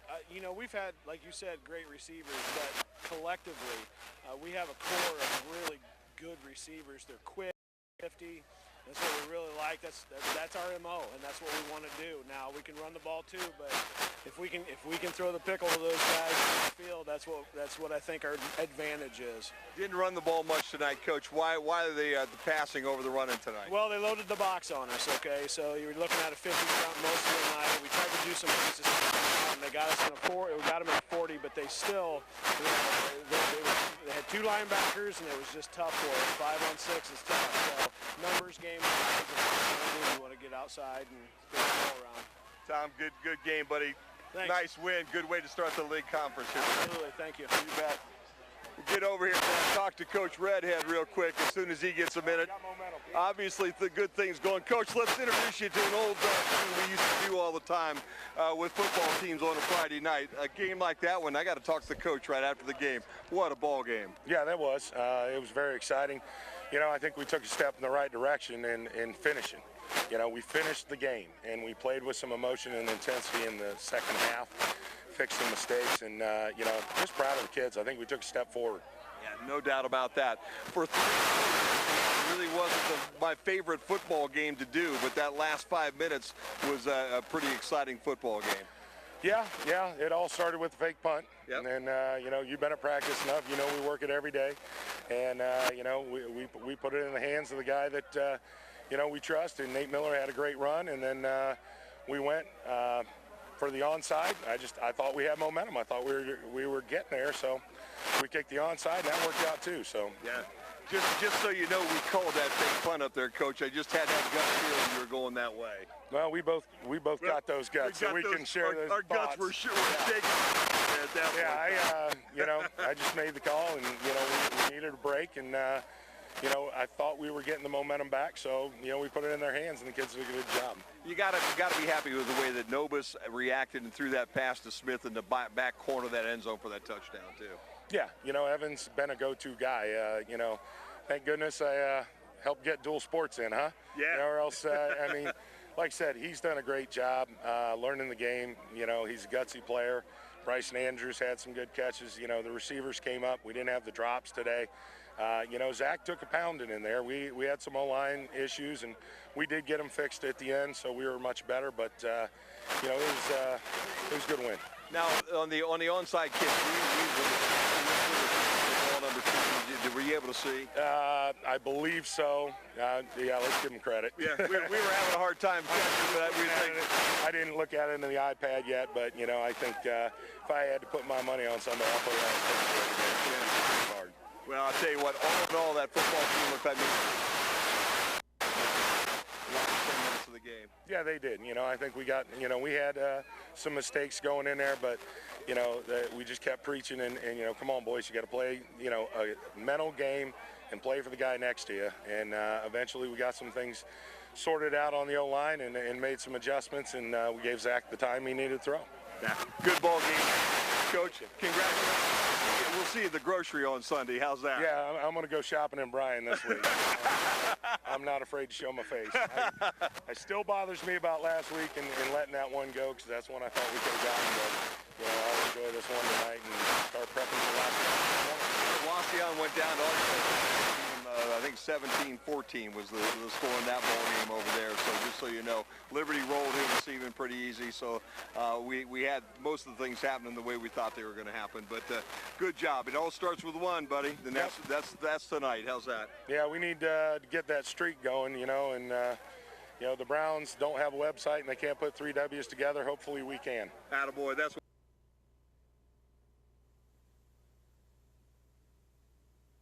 our guest here, and the Bears win tonight. Chris, we'll send it back up to you. All right, thanks, Jim. Let's take a look at some final statistics. First, for the visiting Swanton Bulldogs, Dylan Gilsdorf was 5 of 6 for 58 yards, and 21 was his long pass. And Gage Packelhofer had 9 rushing attempts for 89 yards. A 42-yard touchdown was his long. Michael Lonzak, 13 carries for 69 yards. His long was 22. That was a touchdown. And Zach Leahy, 19 carries for 84 yards. His long was a 20-yard touchdown. Passing on the other side, Zach Nobis, 22 of 35 for 276 yards. His long was 40, 3 touchdowns for Zach. Rushing, Nate Miller had 1 rush. That was the 16-yard fake punt. Zach Nobis, 26 attempts for 43 yards. 11 was his long and a touchdown. Dom James, 4 attempts for 18 yards rushing. His long was 9. Receiving, Devontae Royster, 1 reception for 2 yards. Austin Dean, 2 receptions for 0 net yards. Logan Clemens had a 40-yard pickup. Evan Smith, though, was the guy that Zach Nobis picked on all night. 11 receptions, 117 yards. His long was a 20. He had 2 touchdown catches. And Bryson Andrews, 7 receptions, 117 yards. 1 touchdown for him as well. Scoring plays in the first quarter, Zach Nobis to Bryson Andrews for a 35-yard touchdown. Evan Smith attempted the point after, which was good to make it 7-0 Bryan. Later on in that quarter, Anthony Howard attempted a 40-yard field goal and made it, making the game 7-3. Then Dylan Gilsdorf, still in the first quarter, with a 2-yard touchdown run for Michael Lonzak. He handed Gilsdorf to Lonzak for 2 yards, and the point after was good. That made it 10-7. In the second quarter, Gilsdorf handed off to Packelhofer, who went 42 yards for the touchdown. Point after was good, making it 17-7, and that was our score at halftime. In the first drive of the second half, Leahy, a 20-yard touchdown run, and it was 24-7 after the Howard extra point. Then Bryan with the scoring. Zach Nobis to Evan Smith on an 11-yard touchdown. Smith makes the extra point, makes it 24-14. Then later on in the fourth quarter, Nobis, a 1-yard touchdown run under center to make it 24-21. And then the Bears, Evan Smith again, 20-yard touchdown pass from Nobis to make it 27-24. The point after was blocked, and then Swanton finishes things off with a extra long field goal that it does not go, and that's how the game wraps up 27-24. Swanton will go down to defeat to the Bryan Golden Bears, who moved to 2-2 on the season, 1-0 in the NWOAL. Want to take a quick look at some other scores around the area before we wrap things up. Again, our final here, 27-24, the Bears over Swanton. It was Hicksville over Holgate, 32-7. That game still in the third quarter. Wayne Trace over Antwerp, 55-21. It is Perrysburg over Napoleon, 29-20.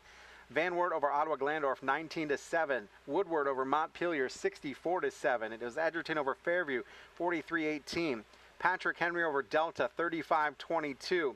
Pandora Gilboa all over North Baltimore 74-18. It was Liberty Center over Evergreen 56-20. Tenora beats Ayersville 8-0. Columbus Grove over Paulding 35-0. Archbold beats Wauseon 24-21. It was Lipsick over Hopewell Loudon 35-14. And it was Elida over Defiance 37-14. We're going to take one final timeout. When we come back, we'll give our thank yous and take it out of here on the Golden Bear Sports Network. Darragh Shirky Ford Lincoln's employee discount is available to everyone, and the savings on new Ford trucks is incredible. I'm Dieter with Darragh Shirky Ford Lincoln, showing you the brand new 2017 Ford F-150 XLT. Has an MSRP of $42,040, with Ford rebates up to $5,250. With a Darragh Shirky employee discount of $4,335, bringing the price of the truck to $32,455, and you'll save up to $10,000 on this truck. It's been said a million times, there's nothing in the world more important than family. We understand that at Oberlin Turnbull Funeral Home and Crematory. Our entire staff is like family to us. They are some of the most caring, thoughtful, and dedicated people in our industry. In fact, our newest members are part of my family. When the time comes for your family to say goodbye, remember our family, Oberlin Turnbull Funeral Home and Crematory, in Bryan, Sherwood, West Unity, and Hamilton. Back out at Golden Bear Stadium, it was Bryan 27, Swanton 24. Here on the Golden Bear Sports Network, Chris Malenga and Jim Funderburg, and what a game to end it. Jim's going to finish his slice of pizza here and put his headset back on. You need food to come back up to the press box? Hey, I'm an old guy, man. I need energy to get up all those steps, you know? What a game. That was fun, wasn't it? Yeah, it was, and that's what we needed. Yeah, need to get back in the old ways, and Coach Redheaded, I'll tell you, really excited. I know a lot of pressure on that fella and his coaching staff and his players. And to be able to come back and win this one after really the first three quarters were nothing spectacular. Yep. Well, they hung in there, they hung in there, they hung in there. They just kept taking their shots, and they're at the very end able to convert that onside kick, that fake punt, and the touchdown there, Devin Smith in the back corner of the end zone. And just like that, the Bears open up 1-0 in the NWOAL. Want to thank all of the crew bringing you tonight's game. Newcomer, Schaefer, Spangler, and Brininger, Amerimade Realty, American Family Insurance, Stark Seating and Cooling, Thiel Supply, Fair Auto Repair, Bryan Ford Lincoln, Northwest State Community College, Andrews O'Neill & Lowe, Krill Funeral Home and Crematory, the Bryan Athletic Boosters, Darragh Shirky Ford, Oberlin Turnbull Funeral Home, and BMU High-Speed Internet, the streaming bringing you the game tonight. Want to thank our broadcast crew, production assistants from Chris Bryce and Aaron Gilbert, our director Eric Herman, camera Char Miller and Samantha Clark. Want to thank our athletic department here at Bryan High School, Mook Rufer and Teresa Kuzmal. Also our art department, Matt Neff and Stephanie Grube, for giving us some of the photos for the graphics. You can order your DVD of this game, and you might want to do that one, Jim, by calling 419-633-6137. You can visit us on the web at cityofbryan.net and bryansports.com. This has been a production of BMU Video. This broadcast is copyrighted by BMU and the Board of Public Affairs for the private use of our audience. Any duplication or other use of this broadcast, including descriptions or accounts of the game without BMU's consent, is prohibited. One final time from Golden Bears Stadium, it's the Bryan Golden Bears 27, Swanton 24. For Jim Funderburg, I am Chris Malenga. Have a good night, everybody. Thanks for listening to the Golden Bears Sports Network. Tonight's broadcast of Golden Bear Sports is proudly streamed by BMU Cable and High-Speed Internet. BMU is your hometown local provider for digital HD cable and high-speed internet. Call BMU today at 419-633-6100 or visit us on the web at cityofbryan.net. Go Bears from all of us at BMU.